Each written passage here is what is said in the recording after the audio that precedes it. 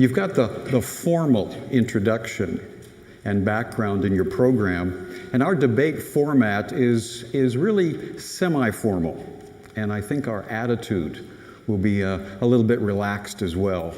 Both Mr. Ali and Mr. Licona like being referred to as Mike and Shabir, okay? My name's Gordon. Tell the person beside you what your name is, okay? So they're not sitting with strangers. Just tell them what your name is. Good. All right. Again, we have a semi-formal structure, and you'll see the outline there in your program. We'll plan to follow that. And from time to time, especially when we get to the Crossfire, I may get involved a little bit in just trying to help keep things on track. Both of the speakers have given me permission to do that. And let me tell you about a strange experience for me last night. As I, for the first time, walked through Norfolk International Airport with a Muslim imam by my side. Aha! That tension was amazing. Just as I'd never experienced anything like that from the inside of walking through the airport. And I'd like to encourage you to try to move beyond some of the stereotypes that we have created as Christians, as non-Muslims, and I'm sure that you Muslim guests among us will not have to worry about that and dealing with that. But Mr. Ali here kind of represents the typical Arab, I think, in some ways, don't you? Looks like, yeah. Yeah, except he was born in South America, okay? His parents were born in South America, in Guyana, okay? He's been in Canada for the last 25 years, and he's not of Arab extraction. He's from great-great-great-great-grandparents, India, okay? So, imagine that. He's born in South America. There are millions and hundreds of millions of Muslims all over the world, and we've kind of fixated and been traumatically fixated by some incidents like 9/11. Let me encourage you to move way beyond that and to meet Shabir as a person, listen to him as a person, his points of view, and Mike, and see these guys. They have very real, distinct, important differences, okay? And those differences are a big part of what tonight is all about. Very important. But they also have some things in common in regard to humanity and all of that. And I'd encourage you to look at these folks as people and persons first, and then listen to what they have to say, not only with your head, but also with your heart. Listen with your heart. As an instructor, I know that the best mode of learning is relaxed attentiveness, okay? Relaxed attentiveness. And it's, if this is a first kind of experience for you in these kind of Muslim-Christian dialogues, there may be a little bit of tension. And let me encourage you just to leave that aside. And as you start listening to these gentlemen, I think you'll get beyond it quite quickly and quite easily. But let me encourage you, even from the beginning, to do that. Now, because we are a Christian university, allow me to begin with a word of prayer. And then we will enter into the opening statement, which you have in the order here of your program. Mike Licona will be giving that. And then an opening statement by Mr. Shabir Ali. Father God, you are good, and we are grateful. Your goodness is expressed in so many ways, and we are grateful. We thank you for the creation of this earth. We thank you for the people and the diversity of people that you have placed on this planet, our home, Earth.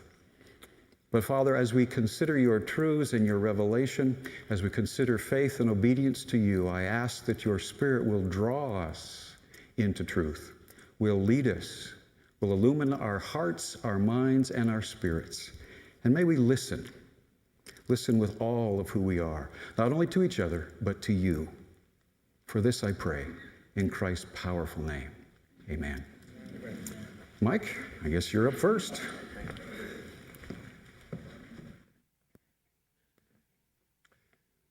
Good evening. It's great to be with you this evening. Can you all hear me? Mic on? Hello? There we go. Good evening. It's great to be with you, and I'd like to thank Regent University for hosting tonight's debate. I would also like to thank Mr. Shabir Ali and his organization for inviting me to debate him. Mr. Ali is certainly a very experienced debater and is certainly one of the most articulate ambassadors of Islam today. So in light of this, I think we're in for an enjoyable time this evening as we explore the evidence for an answer to the question, did Jesus rise from the dead? Now, for me, this is one of the most interesting as well as important topics for discussion. And let me explain why. About 20 years ago, I was in graduate school specializing in the study of New Testament Greek and planning on going into the ministry. And at that time, I believed that I had a very intimate relationship with God. But I started to wonder, is this really the truth? Or was I self-deluded? So I decided to take a step back from my position of confidence and to ask some of the tough questions. And when I did that, I was just praying, and God, lead me. And I started to look at all the evidence for Christianity and considering the evidence for the other religions and also considering the arguments for atheism. And after several years, the personal conclusion that I came to was that what I had initially believed had been revealed to me by God's Holy Spirit had now been confirmed from and by philosophy, science, and history. Namely, that God exists and that he has actually revealed himself to mankind in Jesus Christ and that Christianity is true. The evidence for Jesus' resurrection at that point was strongly compelling to me and largely led me to that decision. Now, the reason Jesus' resurrection is so important is because the truth of Christianity hinges on this event. Jesus' atoning death and resurrection have been bedrock doctrines for Christianity since its inception. Therefore, if Jesus did not rise from the dead, the foundation collapses and Christianity is false. The Apostle Paul himself wrote, "If Christ has not been raised, your faith is worthless." On the other hand, if Jesus did rise from the dead, then it seems that there's good reason for believing that Christianity is true. And that gives us something we're all going to have to think about. You see, I don't think it's sufficient to say, well, the evidence is good for resurrection, but I just can't believe it because my worldview doesn't allow it. Well, if that's a position you find yourself in, it may be time to find another worldview. That's why this evening's debate is much, much more than an academic discussion. The eternal destiny of our souls may very well hinge on what we do with Jesus and his resurrection. So where do we begin? Historical Jesus research. The eminent historical Jesus scholar, John Meyer, explains as follows. He says, suppose we have a Jew, an agnostic, and a Christian. This is not a joke. A Jew, an agnostic, and a Christian, all honest historians, all well acquainted with first century religious movements. And we lock them up at Harvard Divinity School Library and we tell them you can't come out until you have hammered out a consensus statement on what we can know about Jesus based on historical research only and apart from any faith or theological considerations. That resulting document would portray what scholars refer to as the historical Jesus. Now, the real Jesus, the Jesus who walked the shores of the Sea of Galilee, may have been much, much more than the Jesus portrayed in that document, but he's nothing less. So obviously tonight, I am not going to be presenting an argument that says, the Bible says it, I believe it, and that settles it for me. It's more rather like what Tom Cruise said in the movie A Few Good Men. It doesn't matter what I believe, it only matters what I can prove. Now, with this in mind, what I want to do this evening is I want to present 3 facts for you that are strongly evidenced and are granted by a large majority, if not virtually every scholar who studies the subject, even the rather skeptical ones. Fact number 1 is Jesus' death by crucifixion. That Jesus was crucified and died through the process is granted by virtually 100% of all scholars who study the subject today. His crucifixion, his death by crucifixion, is attested not only in Christian sources, but in non-Christian sources as well. Now, crucifixion and the tortures that preceded it was an unspeakably cruel process. Many of us have watched Mel Gibson's movie, The Passion, and we've witnessed the brutal process of scourging used by the Romans in antiquity. Now, this is also described in other ancient writings. For example, Josephus reports of a man who was filleted to the bone with whips. In a 2nd century document called the Martyrdom of Polycarp, he mentions how the Roman whip could expose both veins and arteries. Now, the Jewish authorities had a law, and it was that when scourging a person, you could not give them more than 39 lashes. But the Romans had no such law. They could scourge a person with as many lashes as they wanted. In fact, they could scourge a person to death. Now, once this brutal process, this torture was done, then the victim was forced to carry a crossbeam out, and he was led outside the city gates. When he was they took nails and they impaled him to a cross or to a tree. And then the victim was left there, exposed to the elements and to scavengers such as birds, dogs, and annoying insects. It was a horrible, humiliating, and painful death. In fact, the word excruciating comes out of the cross. In the 1st century, there was an author named Seneca, and he described a person on the cross as appearing sickly, deformed, and swollen with ugly welts on shoulders and chest. Likewise, Josephus in the 1st century referred to crucifixion as the most wretched of deaths. Now, in light of this process, the majority of the medical community today has come with a near unanimous decision that Jesus died as a result of being crucified. Now, scholars, or I should say medical professionals, differ on the actual cause of crucifixion. Nevertheless, they are still very much convinced that Jesus certainly died as a result. So let's sum up our evidence for Jesus' death by crucifixion. First, it's multiply attested by even non-Christian sources. Second, our understanding of crucifixion and the tortures that preceded it militate against a person surviving the cross. And third is we look and we find that there's the universal professional medical opinion that Jesus died as a result. So we can see that the evidence, both historical and medical, indicates that Jesus was crucified and that this process killed him. Fact number 2, the empty tomb. An impressive 75% of all scholars who study the subject acknowledge this. Now, tonight I want to give you 3 arguments for the empty tomb. The first is the Jerusalem factor. Now, Jesus was publicly executed, then buried, and then his resurrection first proclaimed, all in Jerusalem. Now, it would have been impossible for Christianity to get off the ground in that city if the body had still been in the tomb. Why all the Jewish or Roman authorities would have had to do is go to the tomb, exhume the body, tie his heels together, and drag him through Main Street in Jerusalem, and the hoax was over. But that did not happen. In fact, that leads us to our second argument for the empty tomb, and that is what the enemies of Jesus were saying. They were saying that the disciples stole the body. Now, I have a 9-year-old son, and let's suppose that he goes in tomorrow or Monday and he tells his 4th grade teacher that the dog ate his homework. Now, that indicates to the teacher he doesn't have it to turn in. And likewise, when the disciples or the Jewish leadership was saying that the disciples stole the body, this indicates that they couldn't produce it.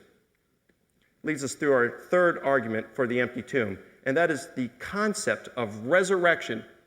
Whoop. Wow. Okay, that doesn't like me. Oh well. Let me go back. The concept of resurrection in antiquity was that it was a bodily event. And sorry about this. Yeah, I missed it. Anyway, we'll move on. The concept of bodily resurrection in antiquity was that it was a bodily event. It actually happened to the body. Now, here's what happens. N.T. Wright, he's a very eminent New Testament historian, and he just did a book last year called The Resurrection of the Son of God. And in this 800-page volume, Wright devoted the bulk of the work to analyzing what was going on in antiquity in terms of what scholars or what the people in antiquity believed happened once a person died. Now, here's the deal. He found that the pagans, what they believed was that when a person died, they would shed the body and become a disembodied spirit. On the other hand, Jews had a couple of different views. There was a group of people who believed that there was no life after death. They were called the Sadducees. And when a person died, in their opinion, that's it. They just ceased to exist. There was no heaven for them. And so they were sad, you see. Now, on the other hand, most Jews believed in a bodily resurrection. In fact, the leading group was the Pharisees, and they believed that there was life after death. And they were fair, you see. Now, what they believed was the body that died was the body that was buried, and then on the day of resurrection, that body would be raised and transformed into an immortal body. Now, Jews and Christians aren't the only ones that believe in that resurrection is bodily. In fact, we can show up before the time of Jesus, during, and slightly after, it always meant a body. But the Islamic view of resurrection is that it's bodily as well. In the Quran, Surah 75, verses 1 through 4, it speaks that of Allah, when on the final day of resurrection, on the final day, the judgment day, that final day, God will reassemble bones and restore a person down to their very fingertips. So there's a common thread throughout Judaism, Christianity, and Islam that resurrection always involved the body. Now, it would seem then that if the disciples are saying that Jesus was resurrected, that involved the body, and of course it implies the empty tomb. Now, in light of that, we've seen some good evidence for the empty tomb this evening. William Wand of Oxford University sums it up this way. He says, all the strictly historical evidence we have is in favor of the empty tomb. And those scholars who reject it ought to recognize that they do so on some other grounds than that of scientific history. So, where does this leave us?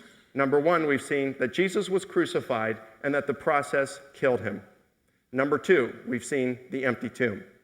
But wait, there's more.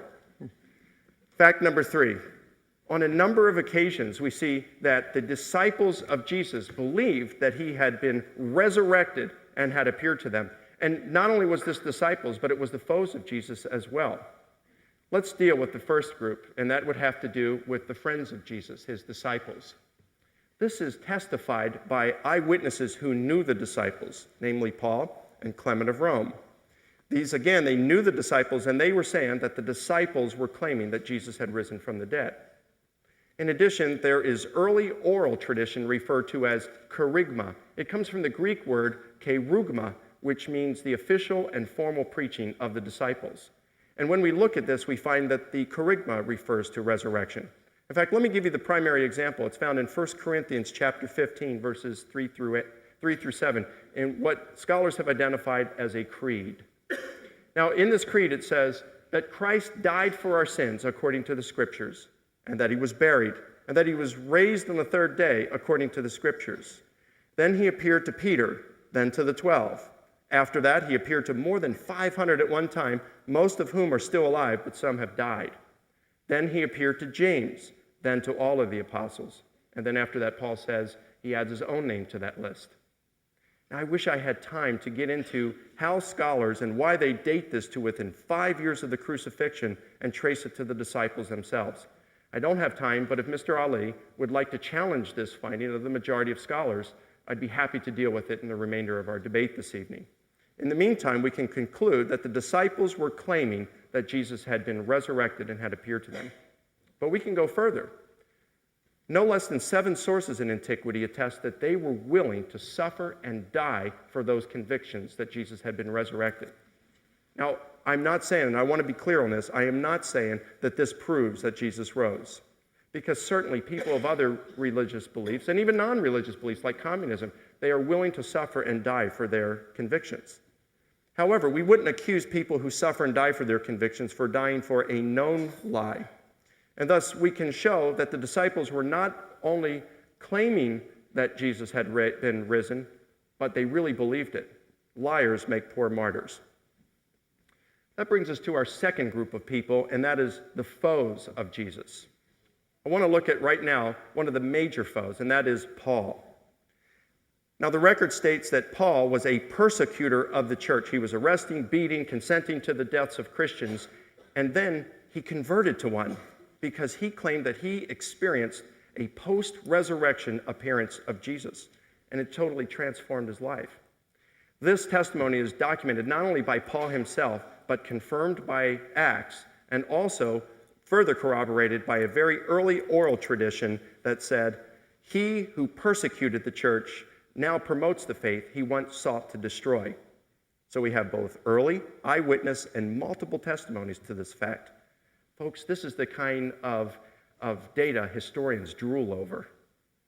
But we can go further because not only did Paul claim this, we can say he really believed it because 7 sources attest that he was willing to suffer and die for those convictions. We go to another foe, and that would be James. Now, this is going to be the only time this evening that, as evidence for the resurrection, I'm going to appeal to the Gospels, because I like data which is much earlier, and that way we can avoid discussions over the trustworthiness of the Gospels or the inerrancy of the New Testament. I want to go with facts that I can prove, and that's why I'm focusing on that. Nevertheless, historians still believe the testimony, the embarrassing testimony of the Gospels, that James, the brother of Jesus, as well as all of Jesus' brothers, were non-believers up through the time of his crucifixion. Then shortly afterward, we find James as a leader in the Church of Jerusalem. And then we find that 3 non-biblical sources, even a non-Christian source, says that James was willing to die, and did, for his beliefs that Jesus had been resurrected. What accounts for this transformation? Most scholars answer that by saying it's the appearance to James, and that it's reported in that early creed in 1 Corinthians 15 I mentioned a moment ago. Paula Fredrickson of Boston University comments, "I know in their own terms what they saw was the raised Jesus." That's what they say, and then all the historic evidence afterwards we have attest to that, the fact that that's what they saw. I'm not saying that they did see the raised Jesus. I wasn't there. I don't know what they saw. But I do know that as an historian, that they must have seen something. Let's go ahead and sum up our 3 facts then this evening. Number 1, Jesus' death by crucifixion. Number 2, the empty tomb. And number 3, the appearances to both friend and foe. At least that's what they believed had happened, that Jesus had been resurrected and had appeared to them. Let's go ahead and build a case now based on those 3 facts. We've seen that these facts are strongly evidenced historically, and that they're granted by an impressive majority, if not virtually every scholar who studies the subject, including skeptical ones. We've also seen that Jesus' resurrection, we can see, easily explains all of these facts and without any strain. So in the absence of any plausible alternate theories to account for these facts, Jesus' resurrection can be accepted with confidence that it was an event that occurred. So now what Mr. Ali has to do this evening is he either has to show that the facts that I've presented, which are, again, strongly evidenced and attested or granted by virtually all scholars, that they're mistaken in this. Or he has to show that the logic of the argument that I have up here is flawed. Or he has to build a case of his own for what occurred that is at least as plausible, if not more so, than Jesus' resurrection. Until and unless he does this, I think the conclusion is sound. Jesus' resurrection is the best explanation for the historical data and should be regarded as a fact that occurred in history. Thank you.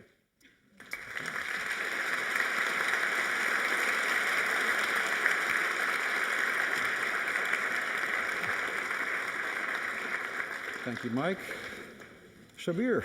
Yes. You now have 20 minutes.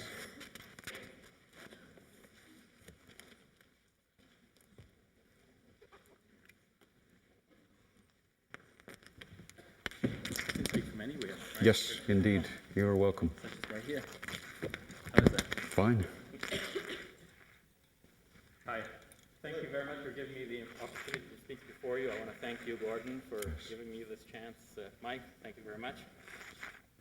And thanks very much to my friend David Wood, sitting in the audience, for his loving help today. Is your mic not on? Oh yes, I should use that. Yeah. Oh. Allow me to do a little bit of trivia. Aha. Just like in Mel Gibson's movie, more goes on in the back room than you would be aware of. Yes, I was just thanking David for his loving help in assisting with my education. He took me to see The Passion of the Christ today, and I did learn a lot from watching that film.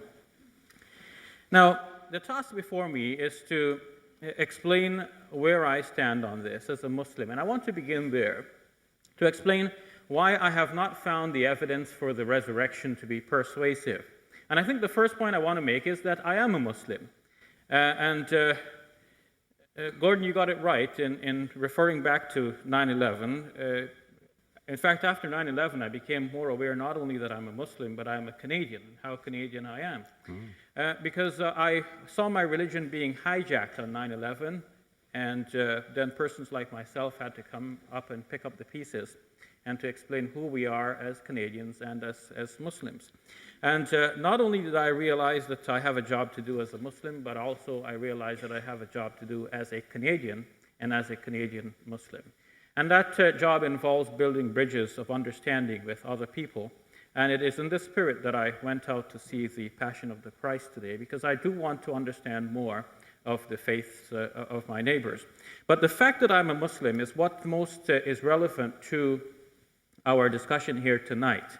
Because that fact, of course, may be a bias that precludes me from appreciating the evidence for the resurrection of Jesus. I want to first acknowledge that and then try to put it aside and look clearly at the facts after acknowledging my own bias.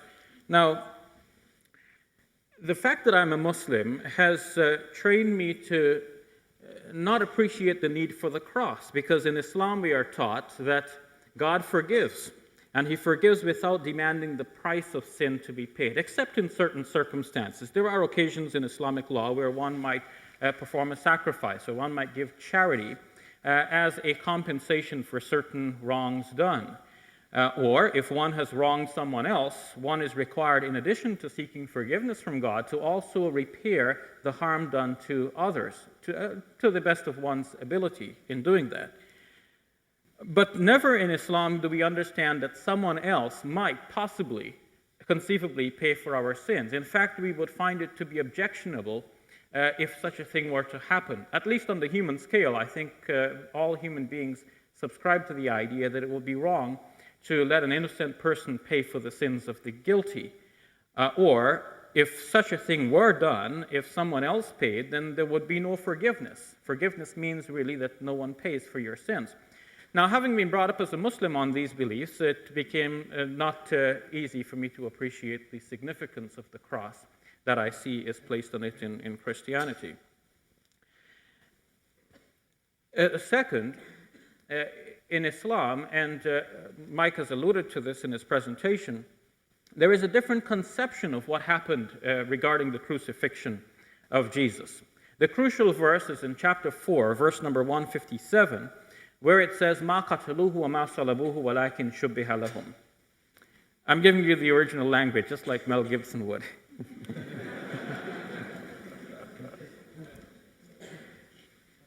If I'm to translate that, it means they killed him not, nor did they crucify him, but so it was made to appear to them. And those who differed concerning the matter are in doubt concerning him. For a certainty they killed him not. But God raised him to himself, and God is mighty and wise. Now, this verse has been interpreted by classical commentators on the Quran as meaning that someone else was transformed, made to look like Jesus, and that someone else was crucified instead of Jesus. So that, whereas everything appeared as though Jesus was being crucified, in fact, it were not so. Now, I said classical interpreters of the Quran, and that may give the impression that these are the original and earliest interpreters, but they were not. In fact, Neil Robinson, a very able scholar from Leeds University in the United Kingdom, in his book Christ in Islam and Christianity, has traced the origins of these interpretations and found them to be originating from Iraq in the middle of the 2nd century. There is no reported saying from the Prophet Muhammad, peace be upon him, that gives the details of this. Just a stark narrative, the way I've translated it from the Quranic text. Some classical commentators, on the other hand, struggle with the variety of interpretive detail that was given by various commentators.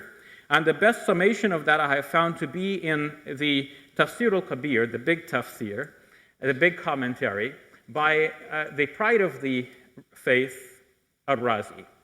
Now, Al-Razi, after summarizing all of the various interpretations that have been offered by Muslim scholars on this, in the end he concludes by saying these interpretations are contradictory one to another, and in the end only God knows what happens.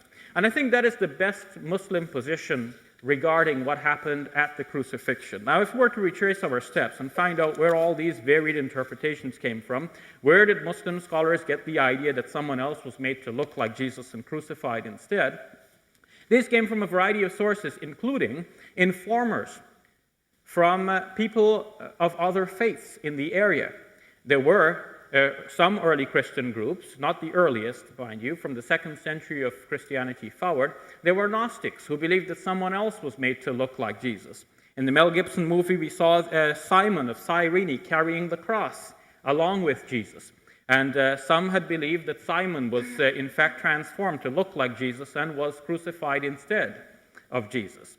And so this kind of information fed into the Muslim commentaries. But now when these commentaries are examined carefully, most modern scholars would tend today in Islam to think that something else is the reality behind the Quranic narrative. Yusuf Ali, for example, in his translation of the Quran, has it such that even though it appeared to the onlookers that Jesus had died on the cross, in fact, he had not died.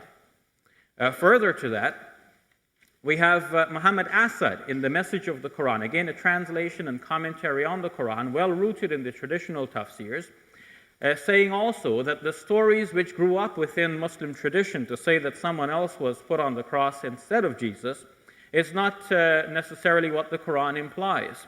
And in fact, he found and he exposed a very difficult problem with that interpretation. What he said was that the passage, how much more time do I have?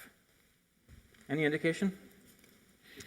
12 minutes. I don't want to spend all my time here on Quranic interpretation and not get to the biblical facts. I want to be sure of that. So be careful. What he said was that these stories that grew up among Muslim commentators ignored a grammatical problem that was there in the way they have interpreted the verse. And this grammatical problem was pointed out by an ancient classical scholar of Quranic tafsir, a scholar by the name of Az-Zamakhshari in his tafsir known as Al-Kashaf, the Unveiling. And what Zamakhshari said was that, in fact, when you look at the passage, it says he was made to appear to them. But it could also mean it was made to appear to them. Because in the Arabic reference, the reference who, using a personal pronoun there, could refer to him or to it. And he said that if in fact this verse is referring to the crucified person, that the crucified person was made to look like Jesus, that crucified person should have previously been mentioned so that the referent could be attached to him. See, if you're telling a story and you said, he said, we want to know who is this he. But if this person was just mentioned a little while ago, we know this is referring to that person. If the person was not mentioned, you have to introduce him by name. And so Zamakhshari pointed out that this could not be a reference to the crucified individual. But the classical commentators were basing their commentary on the idea that this referred to Jesus. But Zamakhshari pointed out that in fact it couldn't refer to Jesus because it was not Jesus who was made to resemble someone else, according to their explanation. It was someone else who was made to refer to Jesus. And Zamakhshari proposed instead, even though he himself did not reach the logical conclusion of his proposal, he proposed that the verse actually means it was made so to appear to them. As in the Arabic expression, khuyila lahum. It seemed so to them. So now, many modern commentators would follow that interpretation and say that what the verse is saying is that even though it appeared to them that they had crucified Jesus, in fact, they had not done so. Now, we can develop that further if we have more time, and I will deal with this probably in response to your questions or to Mike's probing. But the point is just simply this now. In the final summation, this verse of the Quran does not necessitate the belief that someone else was put on the cross instead of Jesus. But it leaves open the possibility that Jesus did not actually die on the cross. And this, in a nutshell, is the Muslim belief, that even though the enemies thought they had Jesus, thought they had him killed, they were not successful in doing that. Now, if you've seen the Mel Gibson movie, you'd be sure the guy died. You'd wonder if he didn't die before actually reaching the cross with all of the tortures he has gone through. But when we have time, I will take apart and deconstruct that movie and show you where Mel has in fact improved upon the facts in order to get that conclusion firmly fixed in our minds. But now, so far I have said that because of my Muslim background, I am not predisposed to find the evidence for the resurrection persuasive. But that does not mean, however, that if the evidence is put before me that I should deny it simply because I'm a Muslim.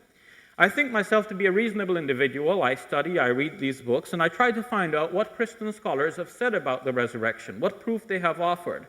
I've listened to Mike carefully, and his arguments are not new. I found them in the writings of other apologists, some of whom I've debated with, such as Dr. William Lane Craig. And I have studied in detail some of the commentaries on the biblical passages, especially the ones which are more relevant. And I'd like to tell you why I do not find the evidence so persuasive. I think two reasons. One is that I couldn't find it persuasive that Jesus actually reappeared to his disciples in a physical bodily form. And second, I could not be persuaded, given the gospel evidence alone, that Jesus, in fact, actually died on the cross. Now, usually, if a person lived 2,000 years ago and he's no longer around, we assume that he is dead.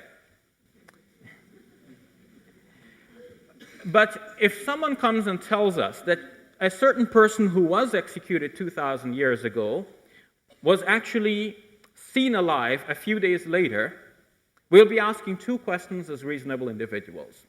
First, we'll be asking, not necessarily in that order, but we'll be asking, are you sure you really saw him?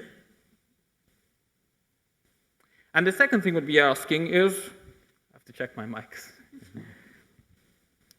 Are you sure he was really dead? So let's look at the two in order. Are you sure he was really dead? Now, Mel Gibson is quite imaginative, and what he has done is that he has actually improved upon the information that is given in the Gospels, and he has imagined the worst possible tortures that a person could go through in crucifixion, and he has put them all into the movie till it really becomes too much. Now, it doesn't have to be that way. John Heyman's film, which has been widely distributed by Christian groups a couple of years ago, and of which I had the pleasure of watching the Egyptian Arabic version, so I can learn a little bit of Arabic along the way as well, I found to be more true to the gospel narratives and more reasonably historical than Mel Gibson's movie. And the tortures which Jesus has endured in John Heyman's film are nothing close to what he endures in Mel Gibson's. And nobody died watching John Heyman.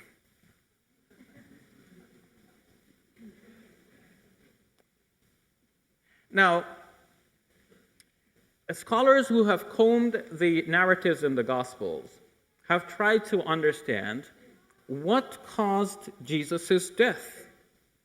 As Mike told us, even though everyone would agree that Jesus died on the cross, as historians, they couldn't agree as doctors as to what caused his death. And this is amply elaborated in a book entitled The Death of the Messiah by Raymond Brown, a 2-volume book, a magnum opus, a book highly recommended by even conservative Christians. In fact, Raymond Brown is a noted scholar. I mentioned Dr. William Lane Craig, who will be no stranger to you folks. Dr. Craig refers to Raymond Brown as one of the greatest New Testament scholars of our present time. Bruce Metzger said that if you can own only one book on the New Testament, let it be Raymond Brown's Introduction to the New Testament. An extraordinary work. Now, Raymond Brown warned us, what could have caused the death of our Lord? He said, because crucifixion does not usually cause the piercing of any vital organ. So what caused his death? Now, Mel Gibson goes out of his way to try and show us the worst imaginable tortures of Jesus till he has the Roman authorities having Jesus on the cross and turning the cross over so they can bend the nails that have protruded after going through the patibulum of the cross. And that is unreal. Because if anyone has actually used hammers and nails, you know that once a nail has gone into wood like that, it's pretty firm. You can hang 10 men on a nail like that. You got these something like 8-inch long nails going through wood that is about 6 inches thick, maybe even thicker than that. There's no need to bend it on the other side to make sure it holds. But Gibson has them turn Jesus over with the cross and slam face down. You wonder, wouldn't he die just from that? And then when they're done with that, they have to bring him back up the way they need him. So slam the other way, and you wonder if his back is not broken, every single bone of it. But if we take just the narratives the way they are, given in the text, one would not be sure that Jesus actually died on the cross. The second point that I wanted to make about this is that in reading the narratives, I could not be persuaded that they actually saw Jesus back from the dead. Now, of course, when you read the narratives today, you see that there are many, including the Gospel according to John, in which there are at least 3. But when you comb back past through these narratives and you look at the evolution of the text over time, you realize that the later Gospels are improving the story for you. So in Mark's Gospel, you do not have any actual narrative showing that Jesus reappeared to his disciples, except in an ending which is known today to not be originally from Mark. It's a later addition into his Gospel. Then you go to the later Gospels of Matthew and Luke, and you can see that right before your eyes, the stories are being improved. And that tells us that over time, as the stories were told and retold, they took on certain improvements to become what they are now. So now, when we think about what happened, we can be quite convinced that Jesus died because we're reading them all together, putting them all together in our minds. When we read the Gospels about the reappearance of Jesus from the dead, we are reading all of them together and thinking that all of these details are true. But what scholars have noted is that, in fact, these stories have evolved over time. So if you have, for example, in Luke's Gospel, Jesus appearing to his 12 disciples, or rather 11, because the one had betrayed him, on the day of Easter, John has the dramatic reappearance of Jesus a week later, so that he can appear to Thomas, and the doubting Thomas can verify that Jesus is here for real. But in order for John to do that, he had to make Thomas absent on the first occasion. So that whereas Luke has him appearing to all of his disciples, the 11, John says Thomas was absent. This leaves the opening for Jesus to come back a week later and appear to the doubting Thomas. So when we read the stories, we see then that the gospel writers themselves have improved the stories. And if we are to peel back the improvements and study the text historically, we could not be convinced that Jesus actually died on the cross and also reappeared to his disciples in a physical bodily form. Those historians who agree that he died are agreeing what historians would normally agree with. If somebody lived 2,000 years ago and is no longer with us, then he is dead, according to the rules of history. But if someone claims that he reappeared to his disciples in a physical bodily form, such as to lead to the conclusion that he resurrected from the dead, then we should be asking 2 questions. Was he really dead? Examining the narratives does not persuade me that he was actually dead on the cross.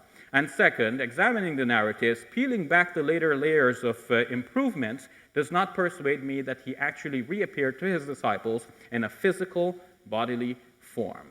Now, Muslims and Christians can still believe that Jesus was raised up by God, but that, of course, is something that we cannot prove, and even though I believe that, it is not something I'm here to demonstrate and prove. Thank you very much.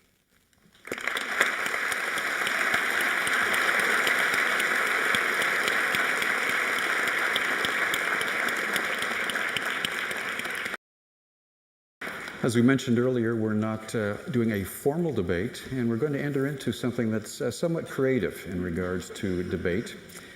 We're picking up something from television. Crossfire is a title anyway. And our next 15 minutes will involve Mike asking questions of Shabir. And then we'll exchange that and go back and forth a couple of times. And I think you'll find this interesting. How you doing, Shabir? Oh, pretty good, Mike. It's really great to meet you today. Oh, Let's see, you started off, well, let me go with what you said last here about the developing legend within the Gospels. You spent some time talking about how the traditions of the resurrection narratives had developed embellishments over time, and there were some legendary additions and so forth, and so therefore we shouldn't believe the accounts at all. In my opening speech tonight, I was pretty careful to discuss evidence that predates the Gospels by decades. In fact, stuff which goes back to the original disciples themselves. And so I think the Gospels are reliable, but let's just say for a moment, in fact, I'd be happy for the remainder of our debate this evening to just concede for the sake of argument. The Gospels are filled with errors and contradictions, we'll say. How does that impact the evidence that I provided, which again comes decades earlier?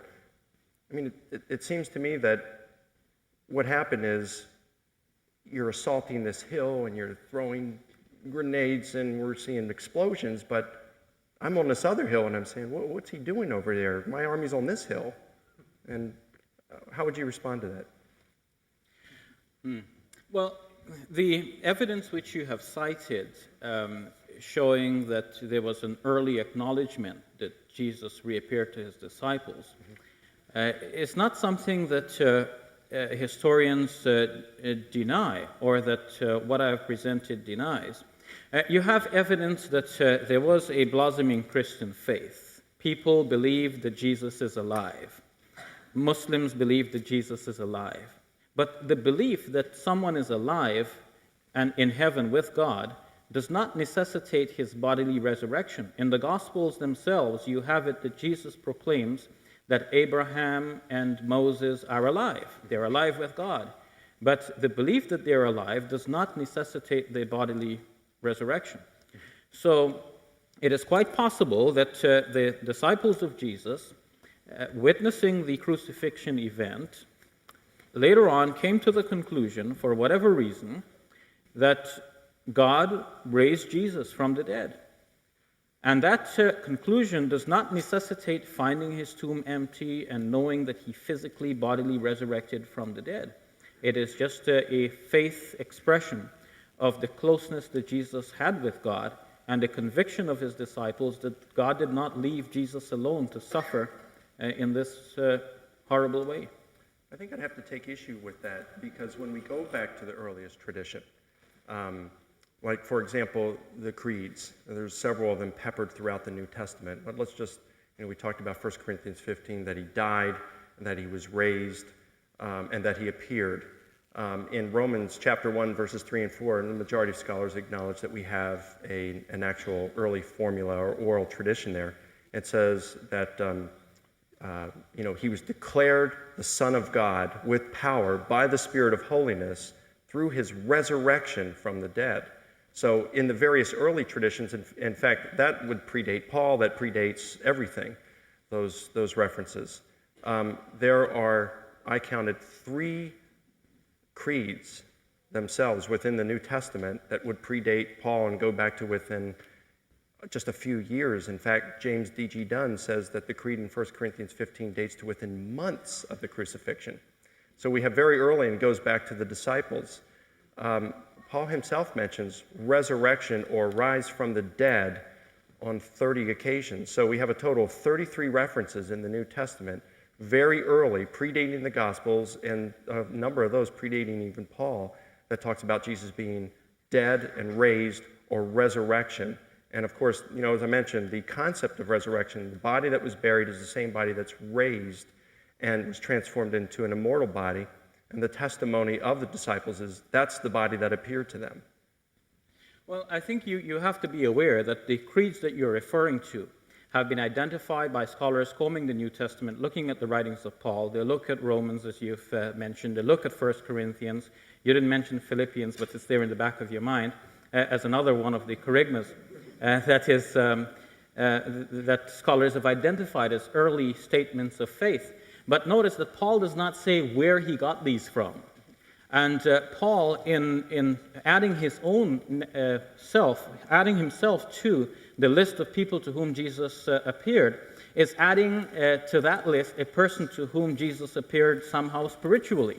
Because in the Acts of the Apostles, where the appearance to Paul is described, it is not a physical bodily appearance, but it is a blind flashing light from out of heaven. So once Paul has added that, I think your case becomes weak here, and it becomes more like the case of those who say that the disciples of Jesus must have seen an appearance of Jesus, and Muslims should be willing to grant that God, in order to solace the companions of Jesus, allowed them to see a spiritual vision of Jesus that would persuade them that Jesus is alive with God, so that they can go forward and preach the Christian faith, despite the fact that Jesus died this horrible death, which would mark him off in the eyes of people as a condemned criminal, a blasphemer, and a false Messiah. So none of the evidence you have cited actually proves that Jesus physically, bodily, rose from the dead. Okay, I appreciate you saying that. Actually, I don't think that what Paul saw on the road to Damascus was a bodily appearance or a spiritual vision or appearance like you're saying. But I'm glad you grant Acts, because if you want to do that, then we'll go to Acts 13, where Paul is preaching as well. And there he very distinctly and precisely says bodily resurrection. He contrasts King David with Jesus, and he says, David died, was buried, his body decayed. Jesus died, was buried, and his body also, but his body did not decay. Rather, God raised it up, and of that we are all eyewitnesses. So in doing so, he's certainly contrasting what happened to David with Jesus and saying Jesus' body did not decay. He raised it up, and we're eyewitnesses to this. Now, if you mention Paul, we have to also say, even if we do take that appearance in Acts chapters 9, 22, and 26, where he sees him on the road to Damascus, and it's the bright light, this is a post-ascension appearance. So that could certainly account why the difference. It's the disciples saw him right after he had been raised from the dead, but Paul is seen after he ascended to heaven. And Paul elsewhere in his own writings is very clear about bodily resurrection. For example, in Romans 8:11, he says, the Spirit who raised Jesus from the dead will also give life to your mortal bodies. So certainly referring to bodily resurrection there.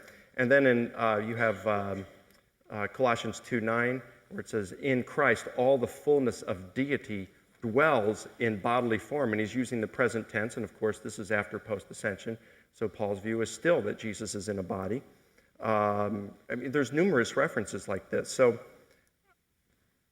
I would just have to disagree with you that he's referring to a vision or a spirit here.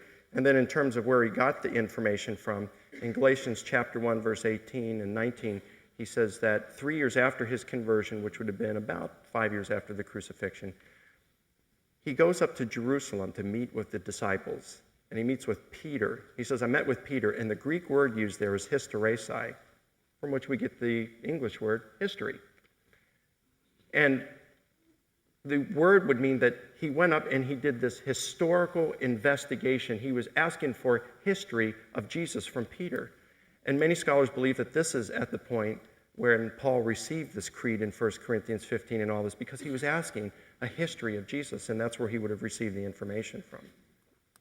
Well, I think you've said it yourself, Mike, that there is an assumption there that Paul got this from Peter, but Paul doesn't actually say that. And we have to assume that Paul got it from there. Moreover, where Paul speaks about bodily resurrection elsewhere, that does not necessarily mean that Jesus' resurrection was of the same sort. You cannot say that because things generally happen a particular way, every specific case happens as the general case. Moreover, once Paul has been added to that list of appearances, you cannot preclude the fact that others received a similar appearance to the one that Paul received, which is something like a blinding light, something like a spiritual, a non-physical appearance, not Jesus appearing in a bodily form, but a blinding light in heaven. And when you put us all together, you realize that what Mel Gibson, for example, has shown in the movie, that Jesus is sitting there in the tomb, and we get a chance to see in the tomb that nobody else has seen 2,000 years ago. This is exactly the kind of evidence we would have liked to have, and we don't have. So finally, we should say that the evidence for the resurrection of Jesus from the dead is lacking. And if Muslims and Christians believe that God miraculously raised Jesus into heaven in a mysterious way that we do not know how, and that we do not need evidence for, but we accept on faith, this would be fine. But you have made it necessary, and other apologists like yourselves have made it necessary to prove that Jesus actually rose from the dead. And this is where you are in the difficulty. I don't see it as a Okay. difficulty because, can I just respond to that? Sure. Because the disciples themselves made it an issue. They claimed resurrection. That's what their claim was. Yeah, but you see, they didn't make this the issue that they must prove. It was Paul who made this the issue. Because it was Paul who said, I've decided to know nothing else but Christ and Him crucified. It was Paul who said, and you quoted him, that if Christ is not raised from the dead, then the Christian faith is vain. But why should it be so? Why couldn't the suffering of Jesus, as in the Passion, be enough to base one's faith in Jesus? Why couldn't all of His miraculous teachings, His healings, all of His beautiful teachings, which are found in the Sermon on the Mount, why couldn't that be the basis for Christian faith? Why does He have to resurrect from the dead? God could Okay, have now done we're, things now any we're way He starting wanted. to shift questions here, which is part of the intention, to have these parties just unlock and step back a little bit, take a breath, and now we'll shift the initiative at this point to Shabir. He can pick up and carry on, or move on to other topics. Yes. Mike, in your presentation, you presented what you called three irrefutable facts. And they're facts you think that have been agreed upon by everyone. One is the death of Jesus on the cross. Two is the empty tomb. And third, His reappearance to His disciples. Now, if you trace the logic of where I was actually leading with my questions, I've already started the question period for you. Now, where you have actually put yourself in a difficulty here is with first acknowledging that it is historically certain that Jesus died on the cross. Now, the circumstances of His death would mark Him off as a blasphemer. As a Muslim, I believe in Jesus, but I believe in Him by virtue of my belief in the Quran. I've said that in my opening presentation. But what Christian apologists are asking me to do is to leave my Quran aside, to say that this is not historical. I must go with the information that is there in the Gospels, based on which the historical conclusion is that He certainly died under Pontius Pilate. Now, if He certainly died under Pontius Pilate as a blasphemer, as a curse of God, as Paul would put it, and that is certain, and if the evidence for His resurrection from the dead is not certain, but you can say 75% of scholars agree on that, and of course you mean evangelical conservative scholars. Oh, not at all. And if you say scholars who study it, you're not referring to scholars who have just dismissed it and do not bother even to look at it. Yes, Now, because, of course, of other conclusions that have already been firmly fixed, conclusions that they know about the history of the Gospels, the way they have been written, and so on. So now, having backed yourself into that corner, you have to provide irrefutable evidence that He also resurrected from the dead.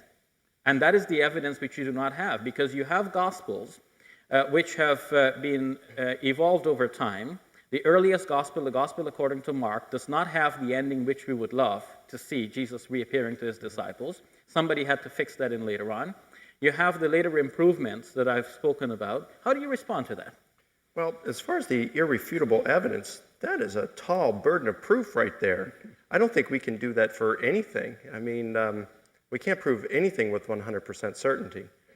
I can't prove that I'm 42 years old. For all I can prove, I mean, I was created, everything here was created 5 minutes ago, and we were given memories of events that never took place and food in our stomachs from meals we never ate. I can't prove that that's not the case. What we have to look for is high probability and what is the most plausible explanation for the data. And from what you've given me, you haven't attacked any of the evidence at all. Regarding the Gospels, I mean, you're bringing up the Gospels again, but the evidence I provided is decades prior to the Gospels. And so attacking the Gospels, again, for the sake of our debate this evening, I'm more than happy to grant that the Gospels are totally unreliable and filled with errors and contradictions. I don't believe that, of course. All right, but for the sake of our debate, I'm willing to, because I want to get our debate focused on the evidence, that I presented, which is decades before the Gospels. And so you questioned the death of Jesus, you said. And on what basis do you do that again? Okay, now you switched the questioning. Forgive me, I'm sorry. Forgive me. You're in control. Yeah, first I should remind you, Mike, that I did not say that none of the gospel is reliable. But I did say that the Gospels have evolved over time. And once we peel back the layers of evolution in the Gospels, we realize that in the earliest strata, there is not sufficient evidence to conclude that Jesus both died on the cross and resurrected from the dead, or that he reappeared to his disciples. Once we acknowledge that, and you have the earliest strata of evidence, which is prior to the Gospels, which you mentioned, and we see that in the earliest strata, which you mentioned, there is no firm declarative statement that Jesus physically, bodily raised from the dead, then we can see the evolution even starting with those declarations. From the declarations of Paul, that Jesus reappeared to his disciples, and that this forms the bedrock of Paul's emerging faith. Naturally, the Gospels, which would be written later by followers of Paul, would want to prove that Jesus actually physically rose from the dead. And they have taken the story further. And so we see one stage in Mark, we see a further development in Matthew, a further development in Luke, and then the final development in John's Gospel. And a further development in Mel Gibson's movie. So there are improvements along the line. What Mel Gibson has done is nothing new. This is what the gospel writers have done too. They have told the story the way they thought it should have been told. And Mel Gibson has done that. We need to see Jesus sitting there. We need to see Jim Caviezel back alive without any stripes on his body, just the one little nail wound in his palm, where it shouldn't be anyhow. So Gibson has told it the way it ought to be told. Each gospel writer in his own time has told it the way he thought it ought to be told. Given this evolution of the Gospels, peeling back to the earliest strata of tradition, can you be satisfied in the earliest strata of tradition Jesus actually died on the cross and that he reappeared to his disciples in a physical bodily form? Offer evidence of that. I have. It's the early oral traditions and Paul himself. You mentioned the Gospels, but again, I'd like to express I'm willing to grant you the Gospels have legend and errors and all kinds of problems for tonight's debate. But I'm still on this other hill, and I'm waiting for you over here. Now, you had mentioned about... No, I'm not going to ask you a question. I'm sorry. You said that no... You can't just wait and let him ask the question. Okay. I'll wait for that. No statement that Jesus died in the earliest strata. Well, yes, there is. I mean, in that creed that was within 5 years, and James Dunn, in his new book, Jesus Remembered, said that the tradition in this creed dates back to within months of the crucifixion. Months. And the creed says that he died, and that he was buried, and that he was raised on the third day. And then you go down a couple of verses later. What's really interesting is Paul says in verse 1, I'm going to preach to you the gospel. And then he gives the creed in verses 3 through 8. And then in 9 he says, hey, whether it's me or they, the apostles, the disciples, we preach Jesus and him crucified. In other words, I'm sorry, I'm mixing up. Forgive me. He says, we're preaching about the resurrection of Jesus. So there Paul's saying he's preaching the same thing as the disciples are.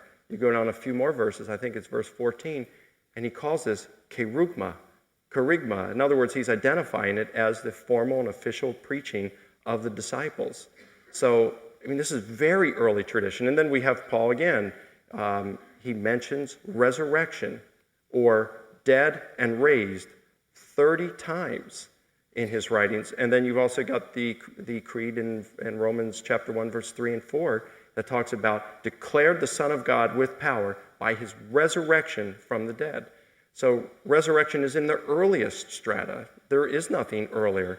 We can go trace it back to the disciples themselves.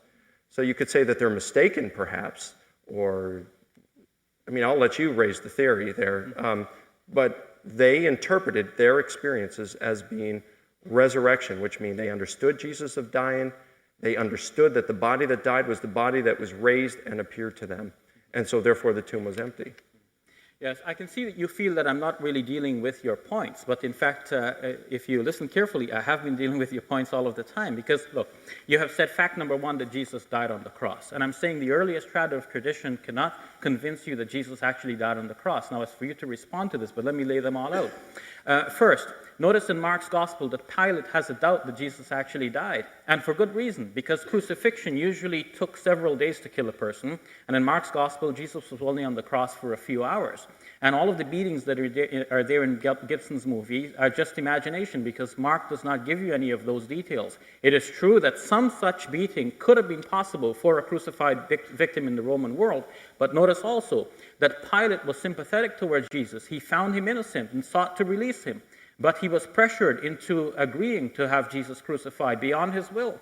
And I think Mel Gibson had it right when he showed the difficulty that Pilate was in there, and he was caught between a rock and a hard place. He finally agreed to have Jesus crucified, but giving that reticence from Pilate, it is possible that his men would not have delivered to Jesus the most brutal punishment possible, and that finally Jesus might not have died on the cross. The one thing that might have killed him would have been the spear wound.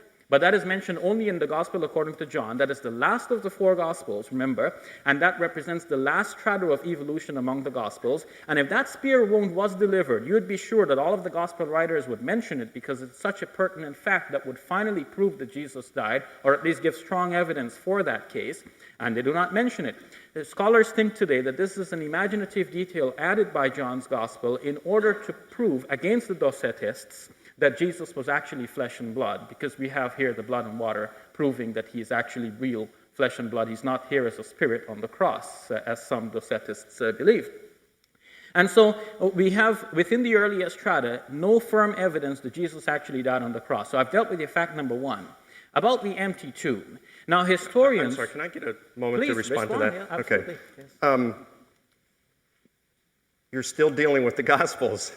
And I'm appealing to this very early evidence, which predates it by decades But from see, the I've Gospels. answered that. I've shown that this earliest evidence, first of all, the sources are not known. If you cite James Dunn as saying that this was early, that's James Dunn's guess. I respect him as a great scholar, and I read his writings, but after all, it is a scholarly guess from one individual. Somebody else may have a different guess.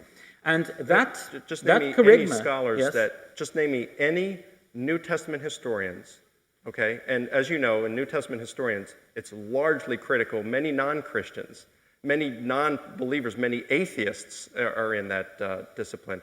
Just name me a single New Testament scholar who doubts the death of Jesus.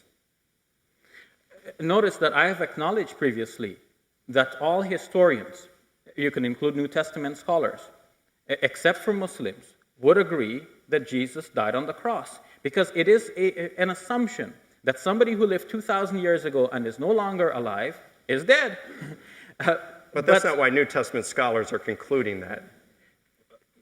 Well, they are concluding that for the same reason as everyone else, that Jesus died on the cross, not because they have any irrefutable proof. And I'm not using irrefutable in the ridiculous sense in which you've treated it.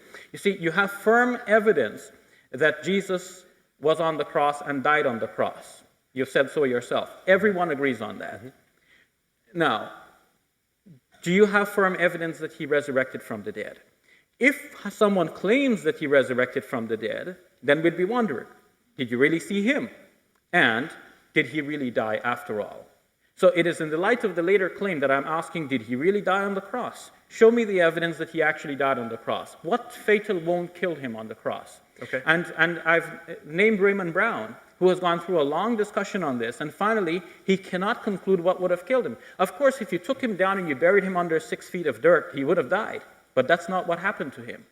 So what really killed Jesus? You said yourself, the medical doctors could not agree on what was the cause of death. So if we don't know the cause of death, the only thing we can say is that a man who lived 2,000 years ago and is no longer with us is dead. And I think that's a universal conclusion. But if you say he reappeared to his disciples, then we should go back and look to see whether he was actually dead. And we cannot find the evidence that he was actually dead, can we? Okay, now, I think we can. Everybody attests to it.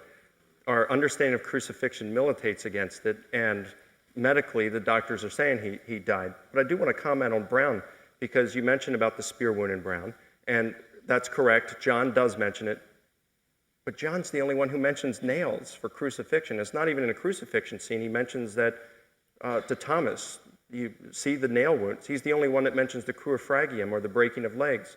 The others didn't do that either, but we don't deny that nails were used in crucifixion or that legs weren't broken. Let me give you a quote by Raymond Brown, since you like to use him. This is in Death of the Messiah, the same book that you quoted from, page 1092 and 93. People who would never bother reading a responsible analysis of the traditions about how Jesus was crucified, died, was buried, and rose from the dead are fascinated by the report of some new insight to the effect he was not crucified or did not die. And then on page 1373 he says, except for the romantic few who think that Jesus did not die on the cross, most scholars accept the uniform testimony of the Gospels that Jesus died during the Judean prefecture of Pontius Pilate. So again, you brought up the Gospels, and I'm on this other hill, and Raymond Brown is with me. Not really.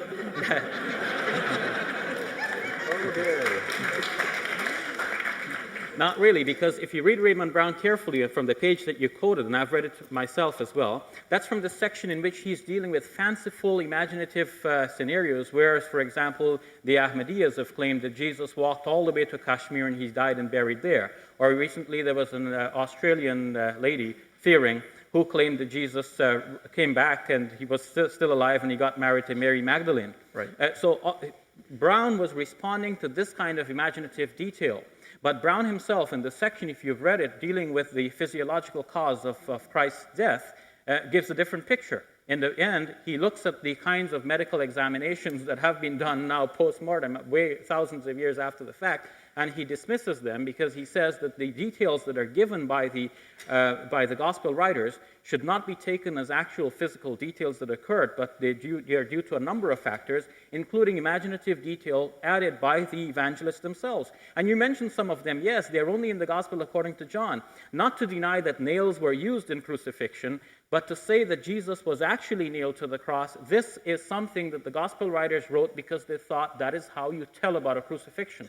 But crucifixion did not necessarily involve nailing. One could have been tied as well. And notice that Gibson, in order to have the nail go in the palm, which is traditionally how it is shown, had to also have the arms tied. And notice that the other two who were condemned to be crucified, they had their arms tied to the crossbar. And it was possible to raise a person to the cross and have his arms tied, and he did not have to be nailed. So maybe Jesus was nailed. But to say that he was necessarily nailed because John says so is really to give us more to imagine. About the breaking of the legs. Again, this is doubted by historical scholars because they look at John putting this in place, and they say that John has written this in order to prove the Old Testament scripture to be true. You see, John has done what Gibson has done. What they have done is that they look at and they say, what should have happened to Jesus if we read the Old Testament right? So Gibson reads in the Old Testament that the Son of God will bruise the head of the serpent. And what does he do? He brings the serpent into the Garden of Gethsemane, so Jesus crushes the head of the serpent. Where is that in the Gospels? Gibson has put that in the movie because he thinks that is how it should have been because it was prophesied. In a similar way, scholars have found that the four gospel writers have written things into the Gospels about Jesus, not because this was physically witnessed in the life of Jesus, but because this is how the writers read the Old Testament. They thought this should have happened to Jesus, and so they wrote it. So John thought that there has to be some way in which there is an attempt, people's legs are being broken, but not Jesus's, because it was written, his legs shall not be broken. Even though that was written about the Paschal Lamb, it's something entirely different. They will look on the one whom he has pierced. Even though that is about false prophets who were pierced because they were false prophets, John brings that here about Jesus, even though Jesus is not a false prophet, and that passage had nothing to do with Jesus. But John adds these details, not because they actually physically, historically were witnessed in the life of, or around the death of Jesus, but because John thought that this should have happened because the Old Testament said so, and he wrote it as though it happened, and the Old Testament confirmed it. Okay. I notice it's my turn, so how about if I just continue with that? Is that okay? Well, let's take a break and a breath for a moment. I'm not sure if we're debating Mel Gibson or Brown or what here. I would like to encourage us to maybe take a step back and go at this from another direction. Consider that. Water, perhaps? Take a sip of water. Okay. Yeah. I've heard several of the points about 3 times, and my hunch is we're not going anywhere after you hear it 3 times. Okay. You've got the next 15 minutes, and then Shabir, you have 15 minutes after that, and then we'll be going to the audience for some questions, about a half hour if you'd care to be thinking now what you would like to raise as a question. We'll go from there. Okay. Mike. A few thoughts on the crucifixion. Can I say that? If you like. Okay. Whatever. You mentioned how we can't be certain nails were used. Well, in a very good book by Martin Hengel, an eminent New Testament scholar, titled Crucifixion, he lists 13 sources in antiquity where nails are used. And Josephus can be added to that list for number 14. We can probably add Tacitus to it as well as a 15. Don't mind if I interrupt you, but Okay. I didn't deny that nails were generally used in crucifixions, but I'm asserting that nails were not necessarily used in every crucifixion. A crucified victim might also be tied instead of being nailed. Okay. Hengel does mention one account in antiquity where binding, tying to the cross is used, but only that it was used and as a practice in Egypt. So we really just don't have any historical kind of evidence whatsoever to show that binding was used by the Romans. Everything seems to point to nails, and so we have no reason to question that nails were used when it came to Jesus' crucifixion. And in fact, this is the uniform testimony. Actually, we do. I have a book here by John Rousseau and Rami Arav, a book entitled Jesus and His World, a cultural and an archaeological and cultural dictionary. And here it is asserted that, in fact, in crucifixions it were possible to also use binding instead of nailing. So nailing was not in every I'm sorry, what case. references do they use in antiquity for that rather than just making a statement? Well, you can read the book yourself. Well, no, this is this is an academic debate, not a lunchroom discussion. And Yes. you can't just say, well, this author says this. You have to provide reasons for it. Yes. And I'm providing reasons. I'm citing you sources. Now, if you like, I'd be happy to change. I'll give you his references. In his bibliography, he has named here a long list. And rather than delay everyone with that, I'll show you the list. And if you would like, you can make a copy, and I can... Okay, where's the list of what? Here is the bibliography, just dealing with the crucifixion. Right, but you're responsible now to show me where it says that binding is used, not just the bibliography that I have to go through and read now. No, I don't think this is necessary, because remember, you cited Martin Hengel, Right. whose book I have and is sitting in my hotel room right now. Martin Hengel, you cited Martin Hengel. I did not question the integrity of the scholar. Martin Hengel is a known scholar. I respect him, and if he says that his sources lead him to this conclusion, I have no doubt in that. Here we have a couple of respectable scholars producing a respectable book with a long list just dealing with the few pages in which they have dealt with the crucifixion. So pages 74, 75, 76, 77, and a part of 78 deals with the crucifixion. Mm-hmm. And then his list of books almost fills the rest of that page. So I do not question the integrity of these scholars, and you cannot say that in the midst of a debate here, we should question the scholar who got the information from the other scholars. That would be, I think, a sticky point. Okay, well, at least I got Josephus, I've got Tacitus. Who can you provide as a counterexample where binding was used by the Romans? What I'm providing is a book that has been written by a couple of reputable scholars. They're not Muslim scholars. John Rousseau, Rami Arav. It's a book with a respectable presentation. It's a scholarly academic text. It's billed as a dictionary, and in fact, that's what it is. It's a listing alphabetically of information of a historical nature. They're not making things up, and they have listed their bibliography. If you doubt that you want to take it up with these scholars, go right ahead.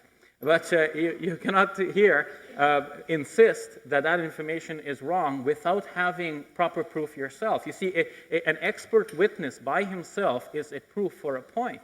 And if you want to refute that proof, you can bring other expert witnesses who say that it is not. So far, all you have mentioned is that Martin Hengel has found evidence that binding was used for crucifixions in another part of the world. But you're arguing from silence because you have not a proof from Martin Hengel that binding was not used among the Romans. And here these scholars have offered information to show that binding was used. I don't think we have any reason to doubt the integrity of these scholars. Now, if I had said it from myself, then you can challenge me, okay, Shabir, bring me your proof. I brought you the proof here. Then you ask me for the proof for the proof. What you have shown me is a single book, and you haven't given me a statement out of it which shows that the Romans used binding.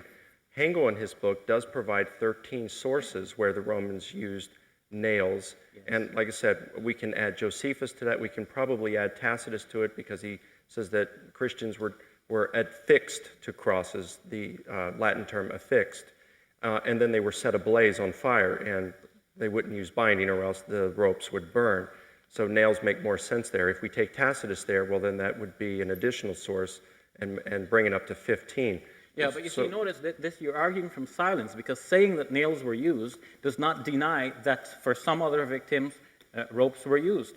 Right, and you but said yourself. if all the evidence we have says nails, and we do have the 4 testimonies of the Gospels, since you're using them, I'll just point out that John mentions nails. In fact, Luke alludes to it when he says that Jesus showed his hands to them. So if that's the case, we do have 2 reports that said nails. It seems to go in with the other reports that are available. And so, but you're not answering to my point, Mike. Well, my point is that because it was known that nails were generally used, the gospel writers wrote that nails were used. Not because it was historically, factually witnessed and recorded at the time, but because at the time when the disciples were writing, they wrote what normally happened at a crucifixion. Not only what normally happened, but as time went by, and they wanted to prove definitely that Jesus underwent the worst possible tortures, they improved the level of torture. So it went from Mark a little to Matthew and Luke further, and John even worse. And in Mel Gibson's movie, even further still. So I'm mentioning Mel Gibson's movie not because we're debating that, but because it illustrates what happened with the Gospels, the kind of imaginative work that went in. And the fact that Gibson can do that with us today, even though we have the written Gospels before us to see where he has actually gone off on a tangent, shows the kinds of imaginative work that could have been done before him prior to the availability of these written documents. So the first writers had much more of a latitude to present the case the way they thought it should be presented. And in fact, combing through the Gospels, this is what we find that they did. So that whereas in Mark's Gospel, Pilate is doubtful that Jesus had died so soon, in Mark and Luke, even though they are basically almost verbatim giving us the same story from Mark, they have nevertheless reworded it so that the doubt of Pilate is not expressed in Matthew and Luke.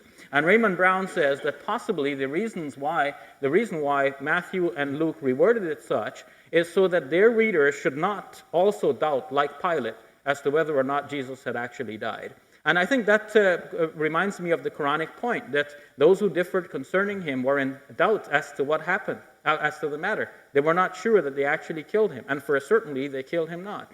Some other interpretation is necessary here.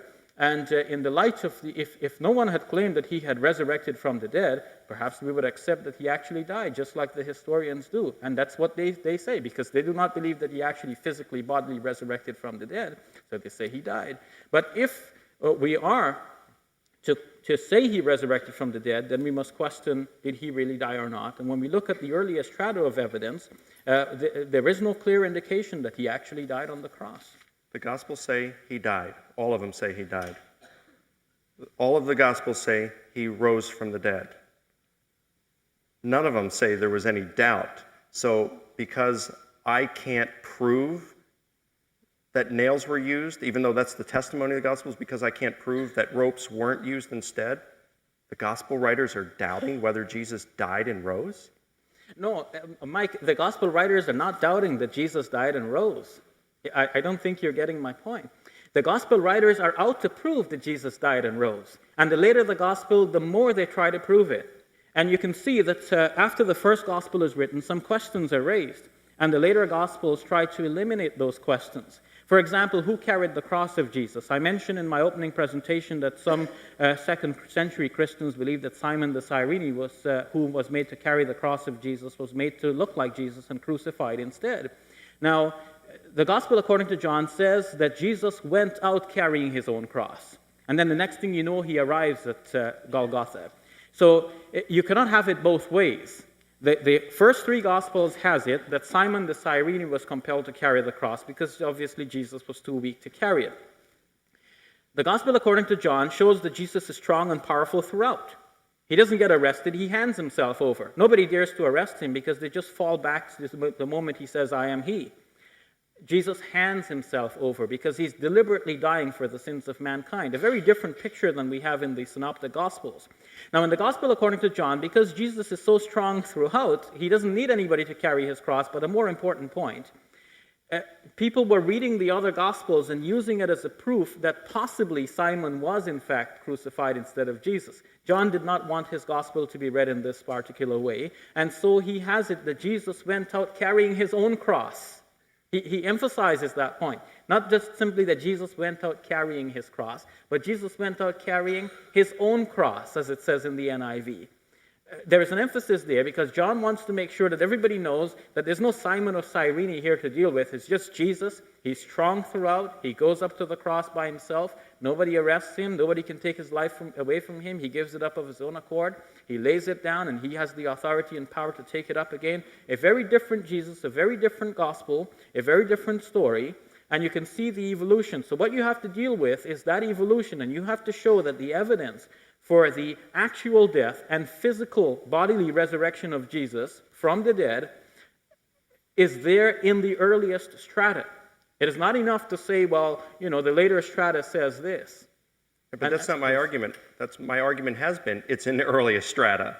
That's what I've been emphasizing. No, but yet you keep going to the Gospels. I'm saying, I'm over here on this hill. No, but I'm still waiting for you. Mike, in fairness, I have actually addressed you over on that other side of the hill. But all you're saying is the Gospels say this. It's kind of like your argument is, all right, the Gospels contained legend, therefore the sources that existed decades prior to the Gospel must be cut from the same cloth. And that doesn't necessarily follow. No, what I've shown is an evolution. You see, the earliest stage in the belief in the resurrection of Jesus was that God somehow raised Jesus back to life, even though people had seen him dying. That God rescued Jesus and raised him to himself. That's the earliest strata. No, it's not that he rescued him. I mean, there's nothing in the early strata that says rescue him. I mean, he presented the rescue theory, but there's no evidence for it. It's contrary to the eyewitness testimony. It's based on a single source written 600 years after Jesus with no contact with the eyewitness, and it's ad hoc. That is because it's a supernatural explanation with no evidence that's contrary to the evidence. It seems that it was constructed not so much in an attempt to rescue Jesus as it is to rescue Islam. No, I'm not speaking of rescue here as rescue prior to death. What I'm saying is that the earliest belief in the resurrection of Jesus from the dead, as we can tell from the earliest sources, is that despite the fact that everyone had seen Jesus dying on the cross, God had somehow rescued Jesus and raised him to himself, so that Peter can proclaim in the Acts of the Apostles that death could not hold him. And of course, because God was with him, rescuing him, raising him from the dead. You can put it that way if you want. You mentioned the speech of Peter, which we are now referring to. So you did say the earliest strata talks about Jesus being raised from the dead. Do you grant that? The earliest strata, well, we should first listen to the words, and then we'll talk about the interpretation, because there's something to be said about that. The passage which Peter is citing in the Acts of the Apostles is from the Psalms, Psalm 16. Read the commentary on Psalm 16. The New Jerusalem Bible, in its footnoting on that psalm, says that this actually refers to a person who has had a close brush with death. The psalm does not actually necessitate the person physically dying. So now to say that God raised this person from the dead does not necessarily in the ancient world require that the person had to be physically actually dead. You see, our conception of what involves death or what means death has changed over time. You mentioned previously N.T. Wright in his excellent book, This Thick, on the resurrection of the Son of God. If you read it throughout, you will see he mentions some of the conceptions that were there and some of which you refer to, but he also mentions the story Kalerho. In the story, Kalerho is beaten by her husband and she apparently dies. And she is buried, but some grave robbers come and they're surprised to find her alive. They're scared off, and Kalerho survives. And then, according to the story, as cited by N.T. Wright, she says, I was dead and I came back to life. Even though we know from the story that she was not dead. But this is how people might refer to things. If a guy is diagnosed with death today, he's kept in a morgue, he's watched for a little bit, and in fact, he doesn't actually die. He might say, I came back from the dead, but we know he wasn't actually dead. Today, our conception of death has actually improved because we would put a person through an EEG, through an ECG. There are certain grimacing effects that we test for, 5 of them, that are noted by Constance Jones in his book, The Complete Book of Death and Dying. And after all of these tests, we keep a person to just watch him just to make absolutely sure. So it is possible that a person might appear to be dead in the ancient world and that he wasn't actually dead. But if that person survived, one would say that he actually came back from the dead. Documentation for this is found in an excellent book by Jan Bondeson, Bonson. His book is entitled Buried Alive. A terrifying history of our most primal fear. And what he has shown here is that throughout history, there have been difficulties identifying when exactly is a person finally dead. And he showed in particular in the time of Jesus, though Jesus was not his particular concern, he's just simply going through the whole sweep of history. What he has shown is that in that time, people could not determine when a person actually had died. And in that same book, we have a quotation, this other book here, we have a quotation from one of the Jewish Talmud sources, which might help us to understand why the women, disciples of Jesus, went to the tomb. Listen to it. It says, the Babylonian Talmud stipulates, one should go out to the cemetery and check on the dead 3 days after the funeral, and one should not fear that by doing so he follows a Gentile practice. It happened that a checkup after 3 days discovered that a certain person was buried alive. This person lived for another 25 years, had sons, and then died. And the reference is here. See, they've actually given the reference. So if you ask me now, it is there. Okay. So yeah, but the Talmud, can I respond to some of this? Because you're giving me a whole lot here. Okay, we've shifted into the next quarter, the last quarter hour. Okay. We'll be going to you for some questions in about 12 minutes. The Talmud is late. It's several hundred years after Jesus. So just because the Talmud mentions that in its day, when it was reporting this stuff, which could have been 300-400 years after Christ, that was the way things were done, that doesn't mean that that's the way it was done in Jesus' day. In fact, you mentioned about how we can't be certain a person's dead. Well, because we don't have EEGs, I really don't think that they would have had much doubt that John the Baptist was dead, who had been beheaded. Yes. So now, even with this thing, with the Talmud, they may have gone to the tomb to check it out to see if the person... But you see, Mike, that is exactly my point. You see, once a person is beheaded, you're sure he's dead. But you put a person on a cross, you expect that after 3 days, through exhaustion and facing the elements and even the vultures, who might come and pluck out your eye, then by 3 days' time, you will be dead. But then, if you take him down after a few hours, even Pilate wonders, are you sure he's dead? But of course, Pilate has an interest in preserving Jesus because he didn't want Jesus crucified in the first place.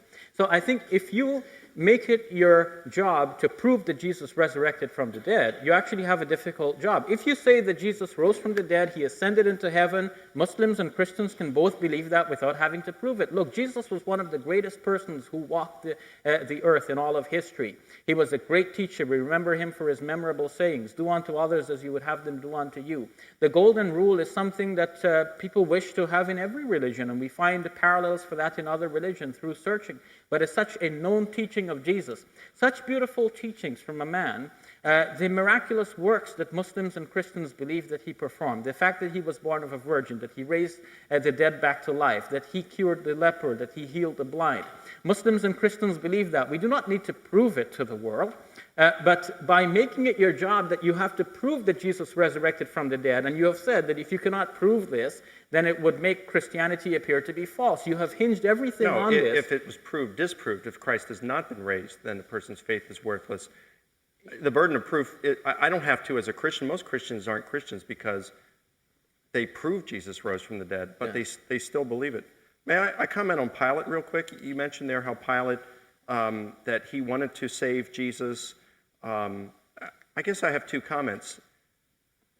You've exerted a lot of time and effort this evening undermining the Gospels, and so I'm bewildered that now you would appeal to those very texts in order to prove your point. Because I've told you previously, I'm not saying that all of the Gospels are false.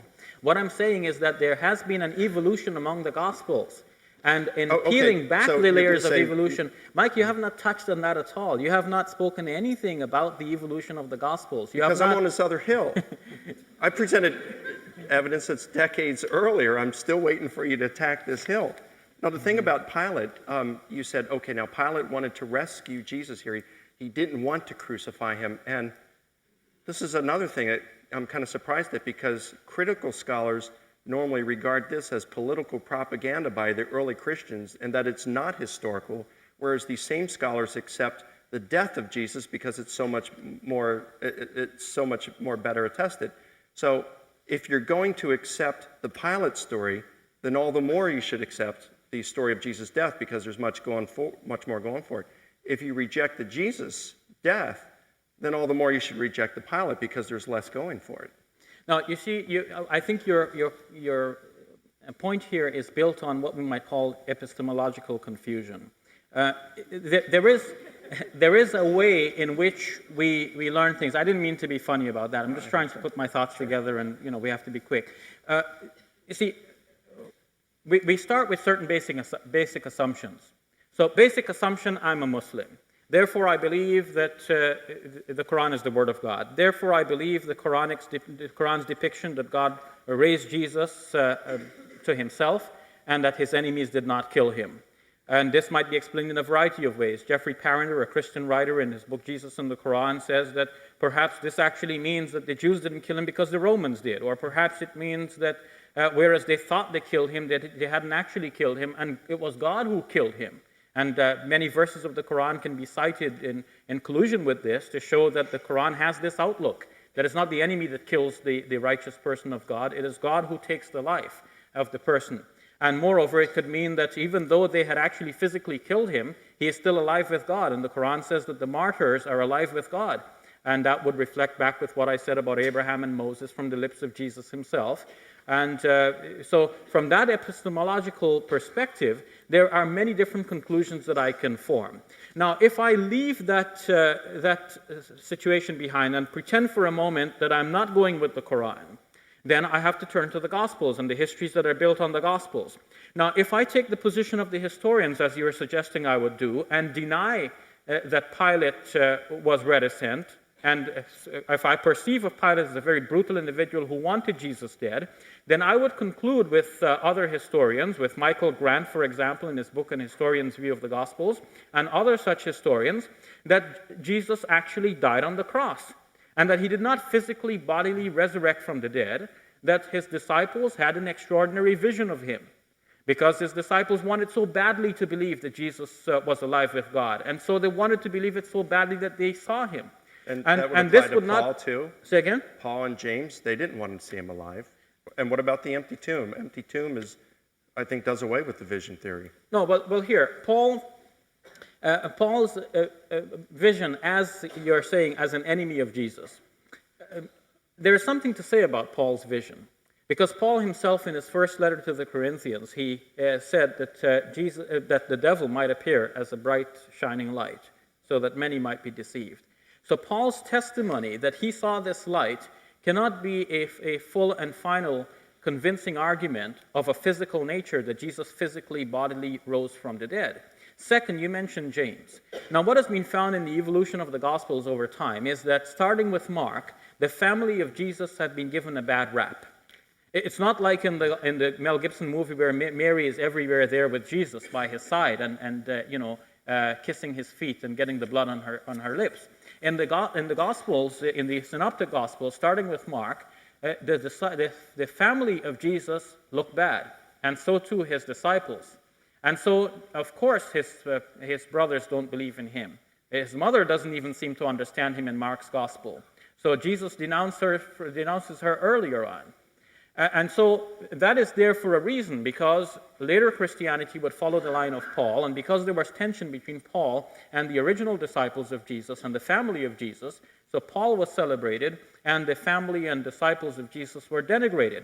So James comes off as a disbeliever, and later on he is the head of the church. Now you have said that is because he has seen a vision of Jesus, but that's not necessarily so. If we go on that strictly historically, historians would say that the fact that James was the head of the church known in Jerusalem, that is a proof that in fact he was not a disbeliever in Jesus, and that in fact the Gospels have given him a bad rap that he did not deserve. Okay, so now, turn it around, you do not have still a proof. Let's bring this to a close. We're a little off proportion in terms of who's saying what or how much is going on here. It's difficult to follow, I know. It is. And again, we want to keep the proportion even.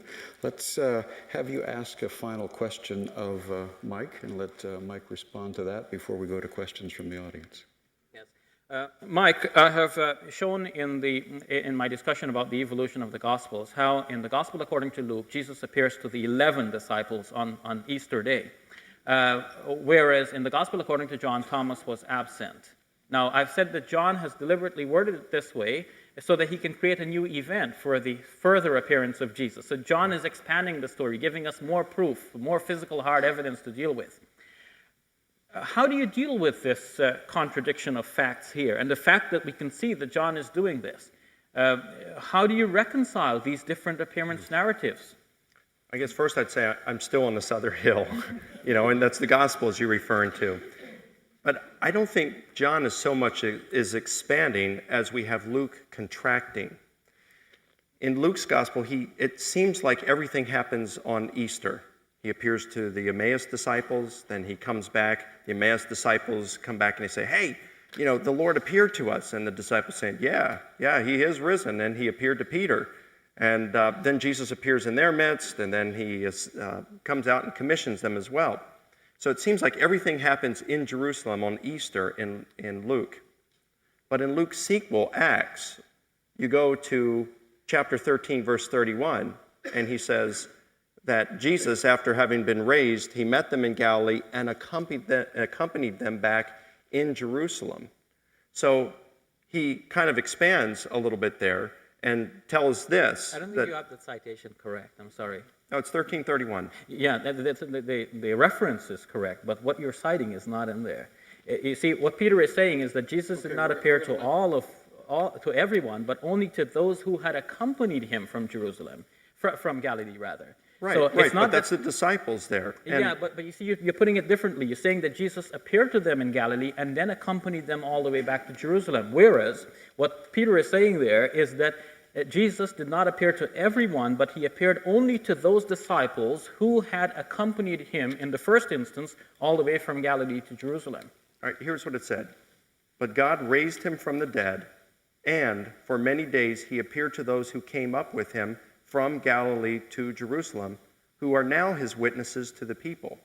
So my point is this. Luke says it's from Galilee to Jerusalem. So he's talking about these different appearances, whereas Luke in his gospel contracts them into one day and one appearance, a couple of different appearances, Emmaus disciples to Peter, to all of the disciples at that point. So the way I answer the question you're giving is that John is not expanding in his gospel. Luke is contracting in his gospel as evidence from what we have in 13:31. Can you read us the same verse from the NIV? Sure. Actually, I was looking at it in Greek.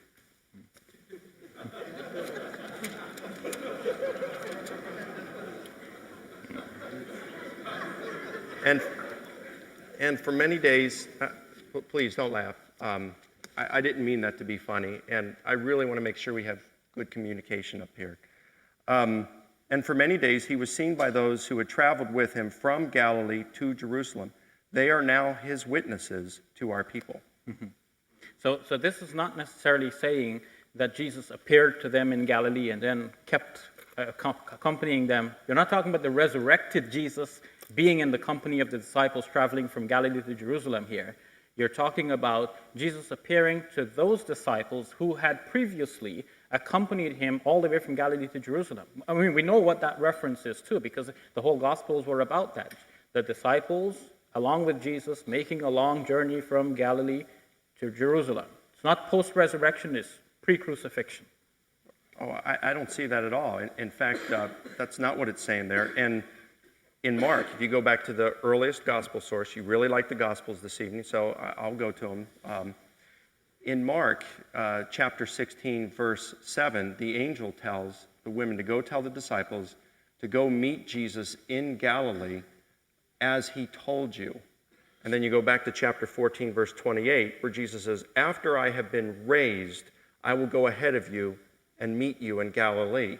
So in Mark, you have the promise. Right. And of course, the later Gospels will deliver that promise. But in Mark's Gospel, the promise is not actually delivered. The angel repeats the promise. Right. But then in Matthew's Gospel, it's delivered. And so Matthew even has the angel's Are you wording. suggesting that an appearance didn't take place in Mark? What I'm saying is that Mark does not report the actual appearance. Right. That would come later. But are you saying that Mark was unaware of an appearance? We don't know what's in the mind of Mark. But if Mark does not give us the actual report of the appearance, then we do have an evolution here among the Gospels. An earlier Gospel promising that Jesus will appear, but doesn't say he actually appeared. Right, but if you want to base it on ifs and stuff, I don't think that's very strong. But there's no if. bring this But to there's no close. if, Mike. Okay. Yes. Take a breath, guys. We have mics in the back here, and what I will do is probably go from one to the other. And I would like to invite people to ask a question, address it to one or both of our speakers here, but then I'll ask you to refrain from a follow-up question because I don't want a debate going out this way. So the gentleman in the short-sleeved shirt, stripes. Sure. My name is Jim Fox. I live locally, and it's a privilege to be here in this beautiful venue for the debate. And my question is for Mr. Ali. What is your response to the Don Richardson's book? Actually, I'm responding to your initial statement that 911, quote, quote, hijacked a balanced understanding of Islam. I'm wondering what your response is to Don Richardson's book, The Secrets of the Quran, which is a hermeneutically rigorous book as well as cross-culturally sensitive, apologetic, that revealing that the Quran is very pro-violent. What is your response to that, Mr. Ali? I have not read Don Richardson's book, but I have read the Quran, and I have combed through the commentaries on the Quran, and I do not find the Quran to be a violent book. I find the Quran to be a set of revelations given to the Prophet Muhammad, peace be upon him, dealing with the real situations that he faced at the time, and the fledgling Muslim community faced real dangers. And whereas Jesus, on whom be peace, was in a situation where it would not have been prudent to respond militarily to the Romans, on the other hand, the Prophet Muhammad, peace be upon him, under God's guidance, found it necessary to respond militarily to protect himself and the fledgling Muslim community, to ensure that what would be later on known as the burgeoning Muslim civilization would have been possible at all. And I do not see the Quran, in fact, teaching a violent set of teachings, but I see the Quran encouraging democratic pluralism, just as described in the book by Abdulaziz Sachidina, the book entitled The Islamic Roots of Democratic Pluralism. Okay. I'm going to encourage both questioners and answers to keep this on the brief side so that we can get as many questions and answers in. Sir. I'd like to pose this to Mr. Ali. You said that if you found some better evidence that you're open to that. I don't believe that the evidence that about the empty tomb is the best evidence proving Christianity. The area dealing with fulfilled prophecy, I believe to be the strongest argument, even though it's not, often the one that's used. You can go back to the Old Testament, and 2,000 out of 2,500 prophecies have been fulfilled. Many of these are very specific about destruction of cities. One of them has to do Okay, excuse me. We'll need to have a question rather than Well, extending the that's debate. what I was going to ask. Is if you take these prophecies and say that they occur by chance, the chance of that occurring is like 10 to the quadrillion of power. So is that the position that you're taking? Unfulfilled prophecies, or fulfilled prophecies, the argument. Yes, the questioner is saying here that there are many fulfilled prophecies. So what he's referring to is that the Old Testament said something and then it actually happened. Or the New Testament said something and then it actually happened. Well, if that is the case, I don't see that a Muslim needs to refute that. A Muslim does not need to refute Christianity. A Muslim does not need to refute the Bible. A Muslim stands on his or her belief in the Quran, which in fact rests on the validity of the previous faiths before it. The Quran comes to take that revelation a little further. So if our Jewish friends stopped with Malachi, and the other prophets before Malachi, including Moses and Abraham and so on, then Christians have gone further by receiving the revelation of God through Jesus Christ, and Muslims believe that they have gone even further than that in receiving the revelation of God through the Prophet Muhammad, peace be upon him. So if you show by these prophecies that the Bible is a good book, it contains revelation from God, a Muslim is not averse to that. But if we're dealing with the crucifixion of Jesus, what I have tried to show tonight in a brief way is that sometimes the writers of the Gospels wrote about the crucifixion, not as it... We're shifting topics now. The issue is fulfilled prophecy. All right, sir. My question is also for Shabir Ali. You've started off with a verse from the Quran that stated that Jesus did not, in fact, die, and you've postulated several ways that could have happened, that either he didn't die or that God put someone in his place. If you're even to defend a position that Jesus didn't die, then how would you respond to Strauss's famous critique that says that Jesus, near death, was in a tomb for several days, resuscitated out of a supposed coma, pushed a 1.5 ton rock up a hill, fought through Roman centurions, and then walked miles to get to the disciples who were hiding in a room. So how would you respond to that, to keep that postulation that Jesus might not have died? Well, your question is based on assumptions which come from the reading of all of the Gospels as they are now, earlier and later stratas all put together. For example, the Gospels relating about the empty tomb. Notice that in the earliest strata of evidence that we have from Paul's writings, there is no mention that the tomb is actually empty. Paul says he was crucified, he died, he was buried, and he raised from the dead. But Paul does not say that the tomb was found empty. And scholars such as James Dunn have written, for example, in his book, The Evidence for Jesus, that what Christians actually believe in is recreation. So it's not the original body that comes to be resurrected. So it doesn't matter what happens to the original body. It could be blown to bits, could be eaten by sharks, would disintegrate. But what God does is resurrects us with a recreated body. So the belief that Jesus was raised from the dead does not necessitate that his tomb must be found empty. The idea of the empty tomb, that he had to roll this huge stone back to get out of there and so on, after resuscitating, are based on information which is there in the later strata of evidence concerning the empty tomb. But if we take the earliest strata and we assume that everyone works in a usual, expected manner, then we can see the hand of God in saving Jesus. Because if Pilate does not want to kill Jesus, and his cohorts know that, they would not give him the most punishment. We're moving on to other issues and topic. This was basically a question about the swoon theory. Could I respond to that real quick? Just one, give me 30 seconds. Okay. Okay. 30 seconds. He mentioned how James Dunn said that it may not have been a bodily resurrection. And that's correct. He's correct on that. Dunn does say that.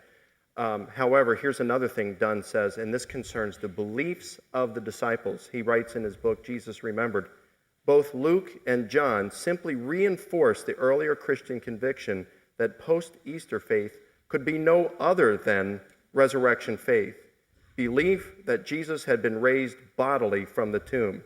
If then the talk of core belief is appropriate, the core belief of the first Christians was of Jesus' bodily resurrection. Okay. Sir.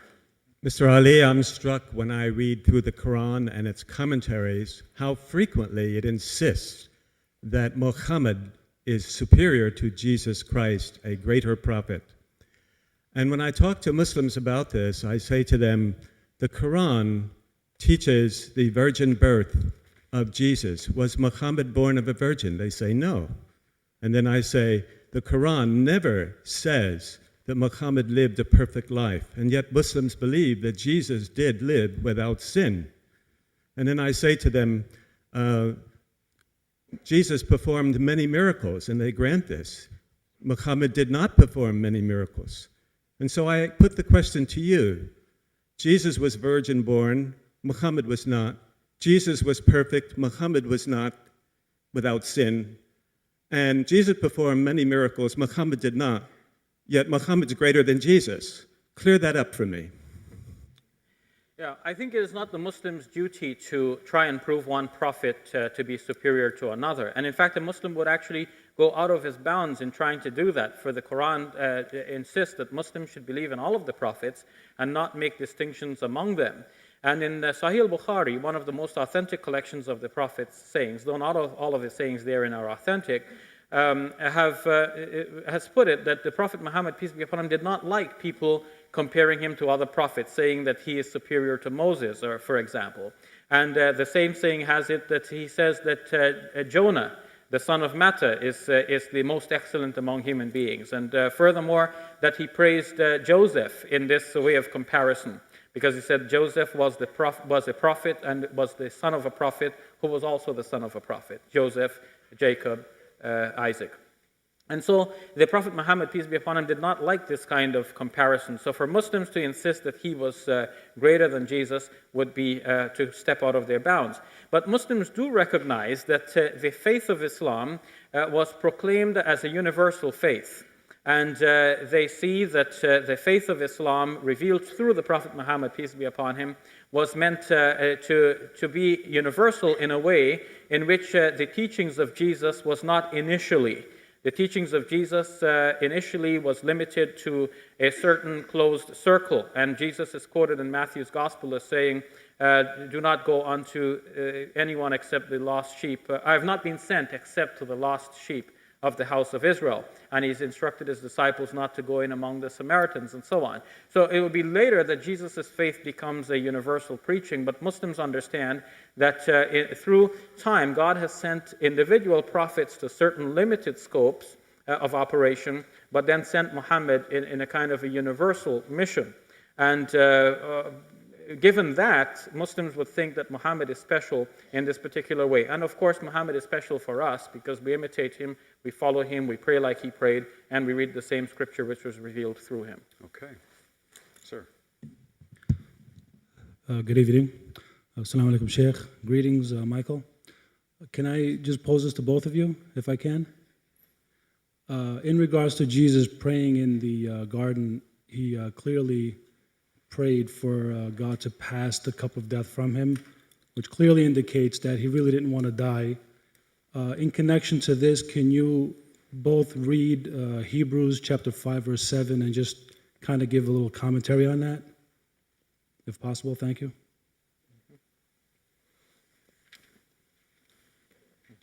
You want to go first, Mike? Sure, I'll just need to, let me read Hebrews 5:7. Unless you'd like to go first. Okay, fine. Hebrews chapter 5, verse 7. I'm reading from the New American Bible.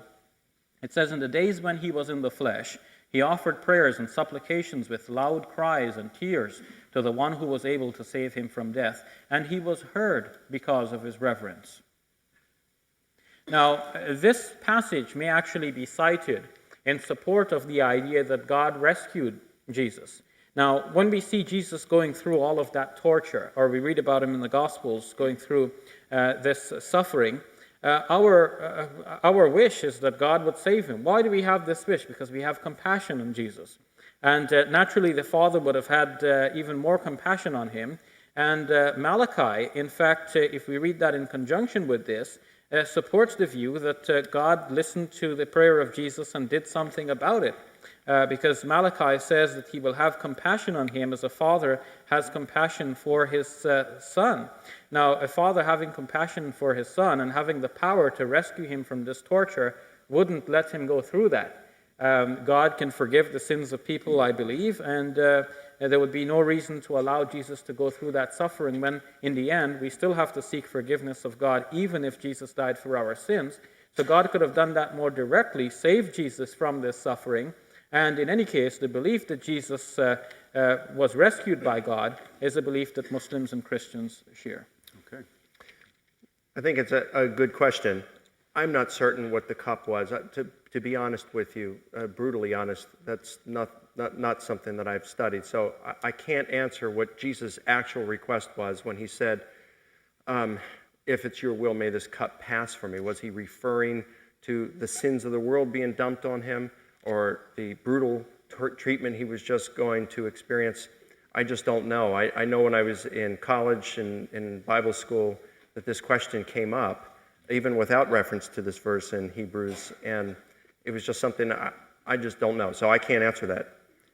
But I have to take issue with Mr. Ali's interpretation of the verse and say, well, this supports rescue theory, because elsewhere in Hebrews, it talks about how Christ died for our sins once for all. And since Hebrews is very clear in saying Christ died, then therefore to say, well, maybe the author of Hebrews here is saying we got to be open to rescue theory, that doesn't make sense to me. So I would just have to say I don't understand what it was that Jesus was praying. I'm sure others do, like some of the professors here this evening. But I would say that it certainly doesn't back up rescue theory. Okay. Sir. As you could guess, my question is for Mr. Ali. At first, you said that Christ didn't in fact get crucified, and then you went on to say that perhaps someone that looked like him was crucified, and perhaps Simon was crucified. My question is this, and I hope you don't try to get out of this by saying you don't have to prove it.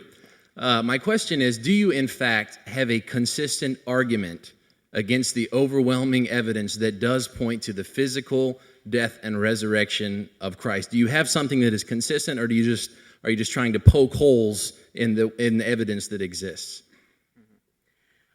In answer to that, I can say that what I think I've presented is a consistent case, that you have in the earliest strata of evidence, not reading all of the evidence and giving them all the same weight and value, but you see that the story is evolving before your eyes. You see that in the earliest gospel, there is a doubt that Jesus actually died. And there's a minimal amount of torture that he goes through, whereas a person might be on the cross for several days, he's there only for a few hours. So, and given that, and seeing that the later Gospels are trying to go out of their way to further develop the story and prove that he actually died, I would say that we cannot be certain that he actually died on the cross. Now, if you put him in the tomb and roll a great stone against the mouth of the tomb and leave him there for a few weeks, he would surely die. But if you open the tomb early enough, then perhaps he could survive. And so we are not surprised then to read that the Jewish scholars go into Pilate's court and they say, well, put guards to the tomb, because it is possible that, the second deception will be greater than the first. Now, what was the first deception? The Jews are obviously worried that Jesus was taken down from the cross and his legs were not broken. So if you put a crucified victim like that, after being a few hours on the cross, into an open, airy chamber, and you leave it there, then thieves can come open the tomb. That person can come out just like Kalerho in the story from N.T. Wright. And Jesus could reappear to his disciples, and then God can take him up. Muslims and Christians believe that God miraculously resurrected Jesus, raised him up. Whether bodily or spiritually, Muslims and Christians may have different beliefs over a wide spectrum on this. Some may be very traditional, some may be more liberal, and some somewhere in between. Or you can have a scenario where Jesus, on whom be peace, just simply died on the cross, but the fact that he gave up his spirit into the hands of the Father That is in a way in which people can understand that Jesus ascended to heaven. It doesn't matter what happened to his body. He is in the grace of God. There are many different possible scenarios. I cannot argue historically to say that it actually happened this particular way, but what I'm saying is that in response to those apologists who say that the whole faith hinges on the resurrection, and if he did not resurrect from the dead, then the whole faith is in vain. Now, the difficulty is created because his crucifixion is historically verified. Historians will agree that Jesus died by crucifixion. So if it is so well known and acceptable to everyone, Jew, Muslim, Christian, atheist alike, then you only have few people believing that he actually resurrected from the dead. Now you have to have as reasonable proof that he resurrected from the dead. If you don't have that, then you have the proof that he died greater than the proof that he resurrected from the dead. And the proof that he died is a proof that he died as a blasphemer under the curse of God. So the idea that he was vindicated by God by his resurrection depends on lesser proof, and the idea that he was convicted as a blasphemer and dying under the curse of God is much well established. Okay, let's come to an end with that particular response, and we'll go to our next question. Mr. Ali, this question is for you. You kept talking about early strata, the early creeds, and I think what Mike was getting at is he was giving sources predating the Gospels, talking about Josephus and Paul and even Tacitus and that kind of thing, and he was posing the question to you about what other sources can you give to support the fact that Jesus didn't rise bodily. Now, I can pull out a book from any library in the year 2000 and support, an a priori objection or a priori rejection, but what ancient sources, coming as close to a few months, can you give supporting that Jesus didn't rise from the dead? Well, we would not have to prove that a person did not rise from the dead. It is a reasonable assumption that a person who lived 2,000 years ago and is no longer with us is dead. But if someone says that somebody had resurrected from the dead, we would ask for proof. And this is what Thomas was doing in John's story. Thomas is asking for proof. Now, we have in the New Testament early writings from Paul who is saying that Jesus actually rose from the dead. We have Roman and other historians. But all of these are writings which were written well into the middle of the first century, about 20 years after the event. Now, 20 years later, you could not go and open a tomb and show that you have the dead body there because there was no DNA evidence, there were no dental records to prove that this is the same individual. You could not go find a decaying corpse and pull him through the streets of Jerusalem to prove that this is actually Jesus. And notice what we have in the Gospel stories. The Gospel stories are actually explaining to us why everyone did not know about this, why the thing is being preached later on. Because they're saying that Jesus only appeared to his chosen disciples. He didn't go to Pilate, for example, or Pilate's wife. Did he go to his mom? Did anyone ask his mom, Mary, how do you feel now that your son has actually conquered death and is appearing to everybody? Did he appear to you also? No record of Jesus appearing to Mary, or to Pilate, or to the Jewish Sanhedrin, just to his chosen disciples for 40 days. And then he ascends into heaven. And then finally, 10 days later, they're at Pentecost. Then they preach it for the first time that Jesus is alive. Nothing about the empty tomb in the Acts of the Apostles at this point. You see? So now, 50 days later even, if anybody wants to challenge it, there is nothing to challenge. It's just a faith that people have. Moreover, the audience in Acts of the Apostles do not seem to want to challenge this. They just simply believe just by hearing. At first, they thought the disciples are drunk. And then the way in which the preaching is delivered, they think this makes sense, this is true, let's believe in it. So the storyline that is given there does not give us convincing reason for thinking that in the earliest strata of evidence, there is the proof of the bodily, physical resurrection of Jesus from the dead. And I think in this sense, Mike has misread James Dunn. I would encourage you, Mike, to read James Dunn's book, The Evidence for Christ, in which he's dealing with these matters particularly. Because James Dunn has gone through the layers of the narration, and he has shown where the later stratas, especially Luke and John, have improved the story to show that Jesus actually physically resurrected from the dead, and whereas the earliest stratas did not actually have that belief. So James... Can I respond? Yes. Can I respond to that? First of all, Mr. Ali is mistaken in saying that the disciples weren't claiming this, that this was the later strata. We can go back to this early kerygma that we were talking about here. Scholars date it back that early and trace it to the disciples themselves. You say, well, Paul knew the eyewitnesses, and he was saying that they were claiming bodily resurrection. And Mr. Ali said a little earlier that he didn't say empty tomb. Well, remember, the concept of resurrection in antiquity was it always involved a body. And so if you were to go to Paul and say, well, Paul, why didn't you mention the empty tomb? He said, well, what do you mean? I said resurrection. So I don't see a problem there. Then you said there's no record of Jesus appearing to the women. Well, what about all four Gospels? And then you cite Acts. Well, that's even later than the Gospels. If you don't like the Gospels, why are you choosing Acts and taking reports out of there? And then you mentioned James Dunn, and he has this book that I haven't read that book, but I have read his most recent one. And this one, Jesus Remembered, where the quote came from, was written just last year. So, in fact, he and I corresponded by email just the other day a couple of times, and he certainly believes in resurrection, and he believes that the original disciples were claiming that Jesus had been resurrected from the dead. All right, let's go to, okay, if you we're allow going me, to give these folks a chance. You'll have an opportunity for a final statement as well a little bit later. All right. Yes, good evening. My question is about the cross, and it's just a question that I've had that maybe I could get a comment from Mr. Licona and Mr. Shabir.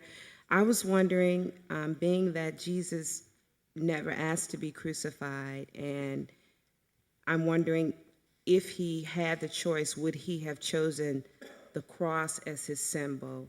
And being that he was put on the cross against his will, why has the cross now become such a sacred representation of Christianity? And if he had his choice, would he want that to be a representative of him? I'd say it's certainly an interesting question, but any answer that I would give would be pure speculation. We just don't have any comments of Jesus. I'm certain if Jesus had the option, he would have rather been beheaded than crucified. But that option wasn't afforded him. Now, I think that Jesus would not have chosen this as a symbol for his message. I think that if we read the New Testament, the message of Jesus was not a message of the cross. And the earliest gospel that we know of today is the Q Gospel, which is a hypothetical document reconstructed from parallel sayings in Matthew and Luke. Matthew and Luke has 235 sayings, which scholars believe came from an earlier gospel, which they have named Q, from the German word Quelle for source. And whether it was a written or oral source is now in some dispute. Many scholars think it was a written source.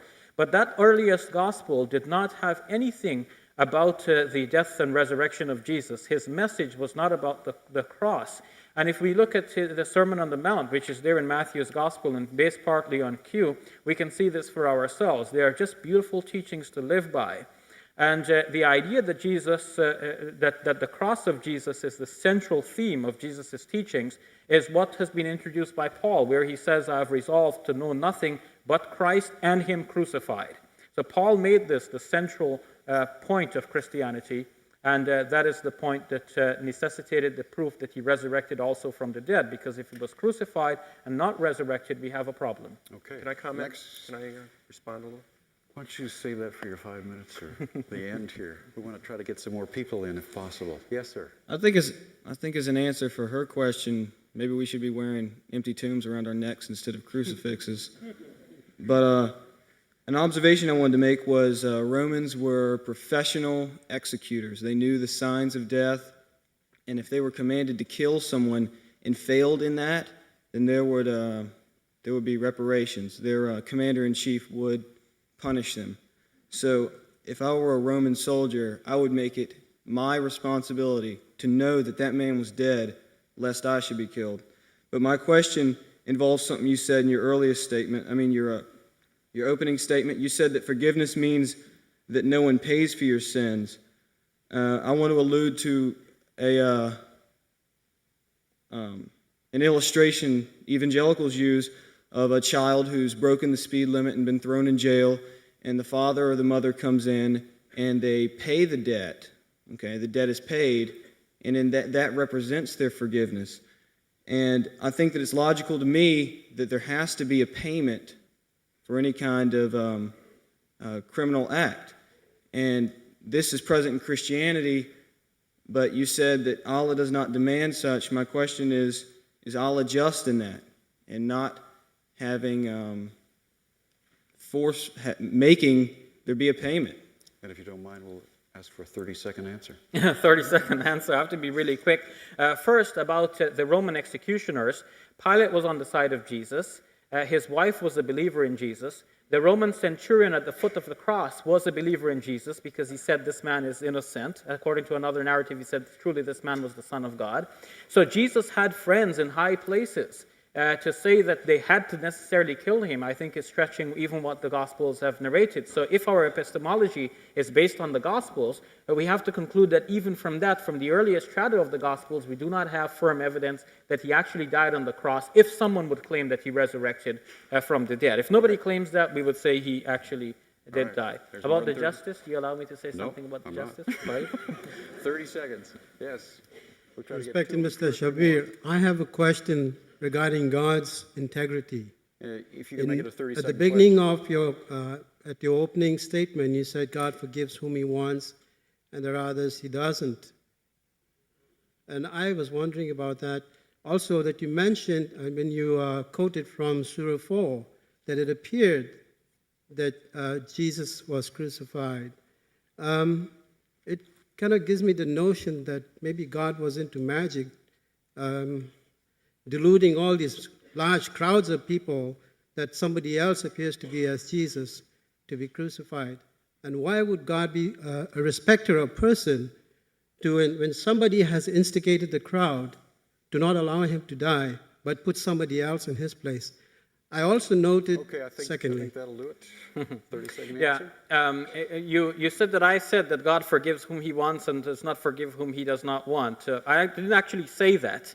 So you came with a prepared question, but that's okay, because Muslims believe that God can forgive whom he wants, but he does not do that arbitrarily. He forgives those who deserve it, those who try, who seek forgiveness, and so on.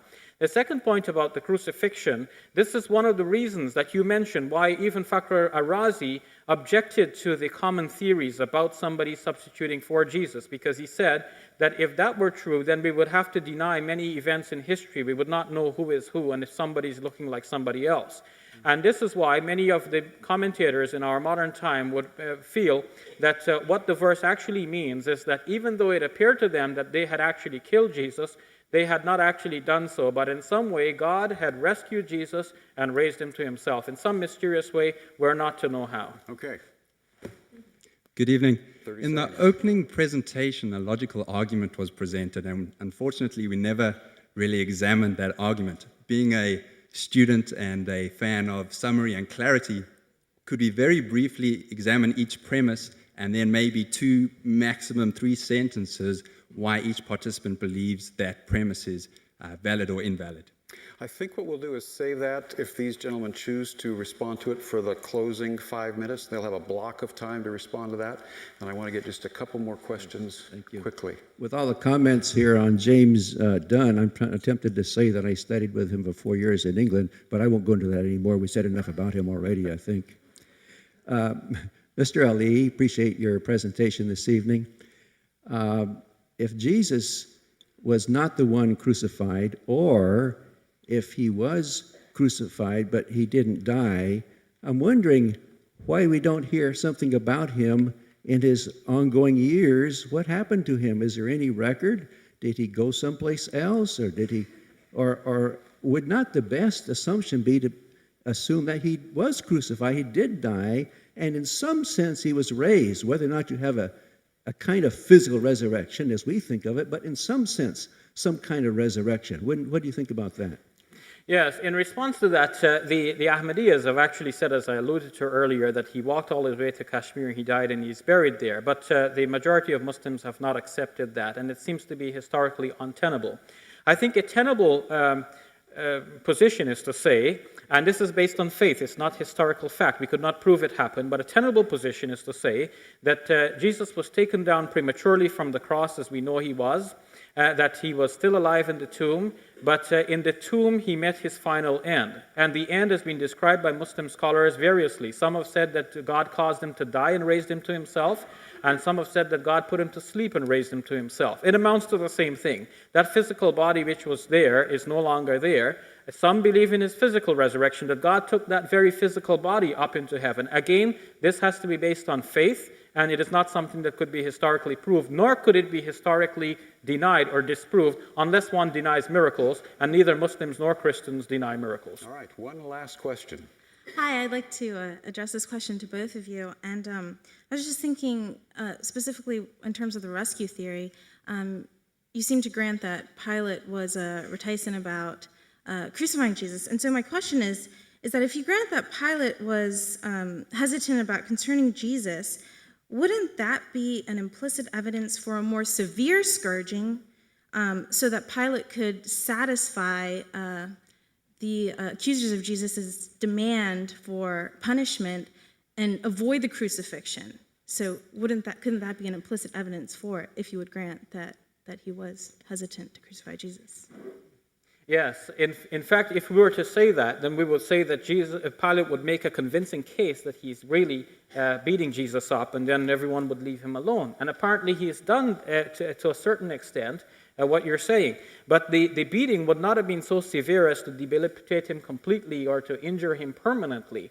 And so Pilate has him scourged to satisfy the Jews, and he brings them and says, "Behold the man," but they're still calling for his crucifixion. And Pilate kept looking for a way to save him. So maybe Pilate did find a way to save him. We just don't know. The Gospels do not say. All right, thank you very much for your questions. I think if you want to grab these gentlemen after, they're going to be in a couple of rooms off to the side as individuals, and you can go and talk to them there in the screening rooms. But again, if you would care to take a seat, we're going to have our closing 5 minutes from each of these gentlemen. And let me see what's the program say here. Up, Mike, you're up first. Well, I would like to thank Regent University and Gordon McAllister for hosting tonight's debate. This is a beautiful facility in order to have this, and it's just, they've treated me very well. And Shabir, I'd like to thank you and your organization for inviting me to debate you. I have to make a confession, and I am completely honest, as anybody who has known me in this process can testify. When your organization first contacted me in September or October, and I learned it was you that I was being asked to debate, I was quite intimidated because I know that you debate all the time and you're really good at this. And it took a full month and just prayed, and is this something that I should do? Because this is only my second debate. And I just want to tell you that I've really enjoyed tonight's debate. I just have enjoyed our very cordial exchanges, and I appreciate the opportunity. I'd like to ask you all, how will you now answer the question, did Jesus rise from the dead? I think that this evening we've seen some good evidence in my judgment. And the eminent New Testament historian N.T. Wright comments in the book that Shabir and I have mentioned this evening. He says, what we are after is high probability, and this is to be attained by examining all the possibilities, all the suggestions, and asking how well they explain the phenomena. So in light of this, I'd like to take a moment and just examine the two theories that have been put forth this evening. First of all, I put forth Jesus' resurrection, that he was resurrected, and certainly this explains all the evidence that we've looked at, the three facts. It easily explains Jesus' death by crucifixion. It easily explains the empty tomb.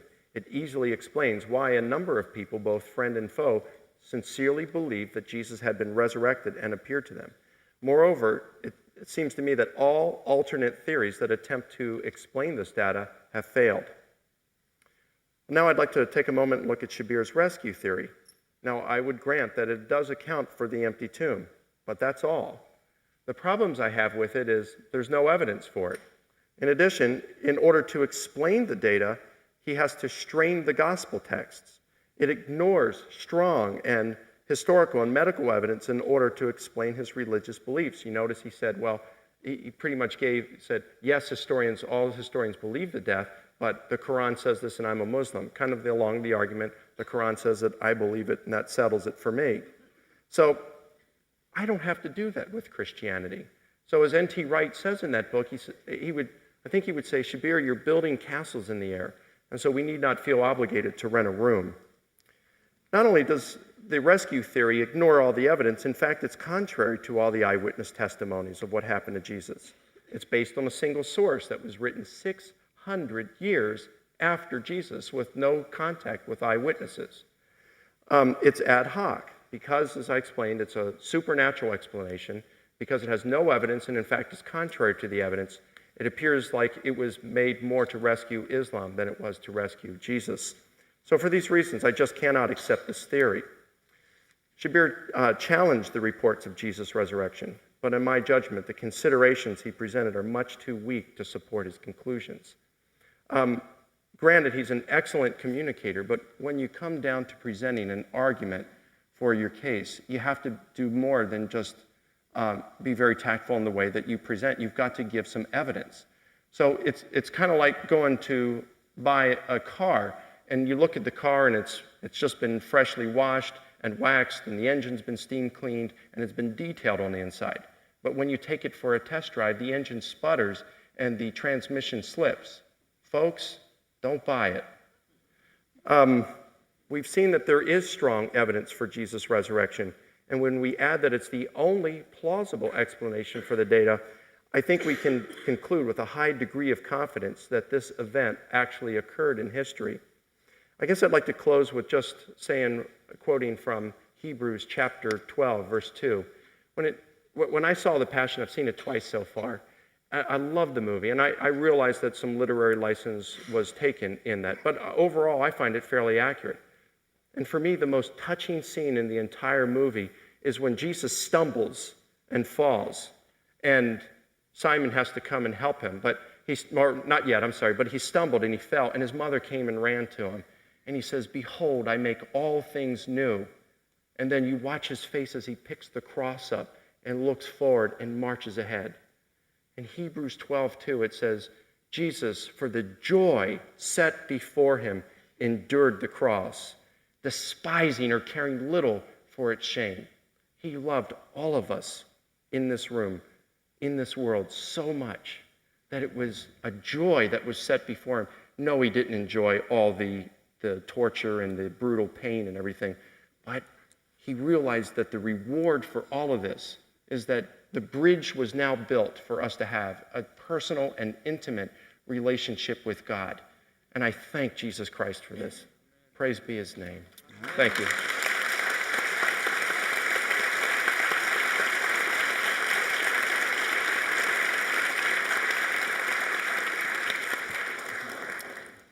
Shabir. Thank you, Mike. That was a wonderful conclusion to our discussion here tonight. I don't know if I can add much more to that. I want to conclude by thanking you again for agreeing to have this debate with me, even though, as you said, you had some hesitation. I'm glad your prayers were answered to let us have this. And Gordon, I thank you for organizing it all, for making it all possible, for hosting me. I want to thank you folks as well, all of you who might be involved in some way, and folks at the Islamic Center today who hosted me for a talk and provided lunch for me today. And everyone who has in some way been hospitable. I want to thank my friend David Wood, who contributed to my education in some way by assisting me to see the movie The Passion. And I want to conclude by thanking all of you folks as well for listening to me patiently. I know after 9/11, it has not been easy to listen to anything about Islam, especially if you live in the United States of America and you're wondering, why do they hate us? And I want to assure you that not all Muslims are alike. We're not all to be fitted into a single stereotype. I may look Saudi Arabia, but I am from another part of the world, as Gordon pointed out. And I think if we listen to each other and we have this kind of exchange, then we will be able to bridge understandings between us, and we will have progress and we will have less violence in the world. Certainly we need the world to be a safer place for all of us. I myself fly a lot delivering speeches. I go across the Atlantic many times, and I want the air lines to be safe as well. So we all have our job to do in promoting a better understanding, a more peaceful world, and we keep praying to God that through the teachings of his great messengers and prophets such as Jesus and others, peace would be more prominent in the world. As for our topic tonight, I have tried to, first of all, face my own bias, to acknowledge it and then try to get it out of the way. And how successful I was at that is up to you to judge. Mike does not feel I was quite successful. But what I've tried to say is that as a Muslim, I already do not have a conditioning to see the evidence for the resurrection in the same way as Mike does. Because for one thing, I would not appreciate the cross as a remission for my sins. And I would see the justice of God as being served just by God forgiving those who are contrite of heart and humble in spirit before him, and if we repair the wrongs that we have done to others. I have tried to look at the claim that Jesus rose from the dead. And I've said that the Quranic depiction is a little bit different, and because of that too, I would have some hesitation in taking the gospel accounts as they are. I would believe that God rescued Jesus and raised him somehow mysteriously, miraculously, in some way that Muslims do not need to prove, just that we do not have to prove that God exists in order to believe in him. It's a matter of faith. But on the other hand, I've listened to Mike and other apologists who have said that in fact they have to prove it. Because they can believe it if they want, but if they're unable to prove it, then what has happened here is that they're locked into a logical trap where they have asserted that the crucifixion of Jesus actually disproves Jesus, proves that Jesus was a blasphemer, a false Messiah, that he was under the curse of God. Now, skeptics have said, well, miracles do not happen. God would not raise a person from the dead. But Christians say, but God exists and God does raise people from the dead. But that depends on the assumption that God would want to raise this person from the dead. And here's the logical difficulty. So we cannot assume that God would want to raise a blasphemer from the dead. Now we go to history and we say, okay, well, it is certain that he died on the cross. It is certain that his tomb was empty. It is certain that he appeared to his disciples. But I've shown that in the earliest strata of evidence, it is not clear that the proponents were saying that the tomb was empty. This seems to be a later bit of evidence that came to occur in the Gospels after Paul had already proclaimed the resurrection of Jesus. That the earliest resurrection proclamations did not necessitate a physical bodily resurrection, did not necessitate an empty tomb. And that the later gospel writers tried to prove that Jesus reappeared to his disciples by improving the story, so that in Mark there is no actual appearance. In Matthew there is. In Luke there is more. And in John there is more still. And the more we go along from Matthew to Luke to John, the more physical the appearances go. And this was John Donne's point, that these Gospels say that, not necessarily that the earliest disciples of Jesus believed that. And I do not see that Mike has actually refuted this main point and showed that there is not an evolution among the Gospels. Once we understand that, we're not picking and choosing from among the Gospels at whim, but we're laying the Gospels beside each other and we're studying them carefully, pericope for pericope, each episode by each episode, to find out which were the earliest strata, and that is more certainly historical than the later developing legends that come to go with it. And I've shown that just as Mel Gibson has taken a certain literary license and read things into the story from the Old Testament, the New Testament writers have done the same thing. They did not necessarily record what historically happened to Jesus, but they recorded sometimes what they thought should have happened because it seems to be prophesied so in the Old Testament. So Mel Gibson has the serpent in the garden because he knows from Genesis that the Son of God will crush the head of the serpent. And so he shows us it's happening. The gospel writers, in a similar way, knowing that crucified persons were nailed, have Jesus nailed. They know that was scourged, have Jesus scourged. So all of the worst scenarios they have put together to show that Jesus, in fact, was actually physically dead. But the earliest strata, like in Mark's gospel, for example, shows that there was a doubt that Jesus actually died on the cross. Pilate doubted this, but Pilate, of course, had an interest in saving Jesus. So was the centurion working under Pilate, and perhaps other of his cohorts as well. And so I think the best solution to this that would make sense to both Muslims and Christians is that in some way God miraculously rose Jesus. Even though the enemies thought they had killed him, their purpose was not satisfied, but God's purpose is, in fact, is what was satisfied. And after all, we do not have to prove that Jesus rose from the dead in this miraculous manner. We don't have to prove that Jesus was rescued from death, because Muslims do not believe his death was the death of an accursed person.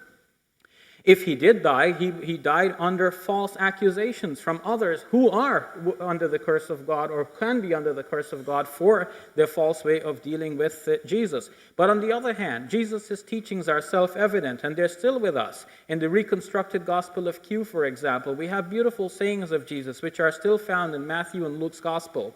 We have the prayers, which tells us to forgive others, and to ask God to forgive us as we forgive those who sin against others. We have the teachings that say, love your enemies as you, and what do unto others as you would have them do unto you. Jesus was a great man, and his entrance into Jerusalem, historians think, was under the certain knowledge that he would be put under crucifixion, or that he could be crucified. His bravery in entering Jerusalem is an inspiration for all religious reformers who want to do something good, who want to bring about change, and are facing heavy obstacles. The idea of taking your cross up and following Jesus does not mean taking a physical cross, but it means bearing dangers for the sake of what is good. That is an inspiration both for Christians and for Muslims, for all people who would read the story of Jesus and reflect on him. I do not believe that the greatness of Christianity hinges on the crucifixion and resurrection, nor do I believe this was the central teachings of Jesus. It was Paul who made it so. But if we go back to the earliest teachings, we find Jesus' teachings to be an inspiration for everyone, and I want to continue to be inspired by these teachings and hope that you would be too. I believe that these teachings have culminated in the final revelation which Muslims believe in the Quran, and it is that by which I am committed to live, and I want to thank you again.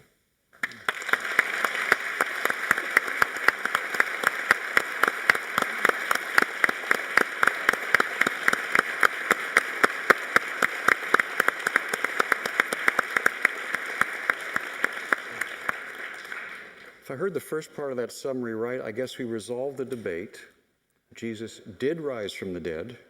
We're just not sure he was crucified. Maybe that's the next question, whether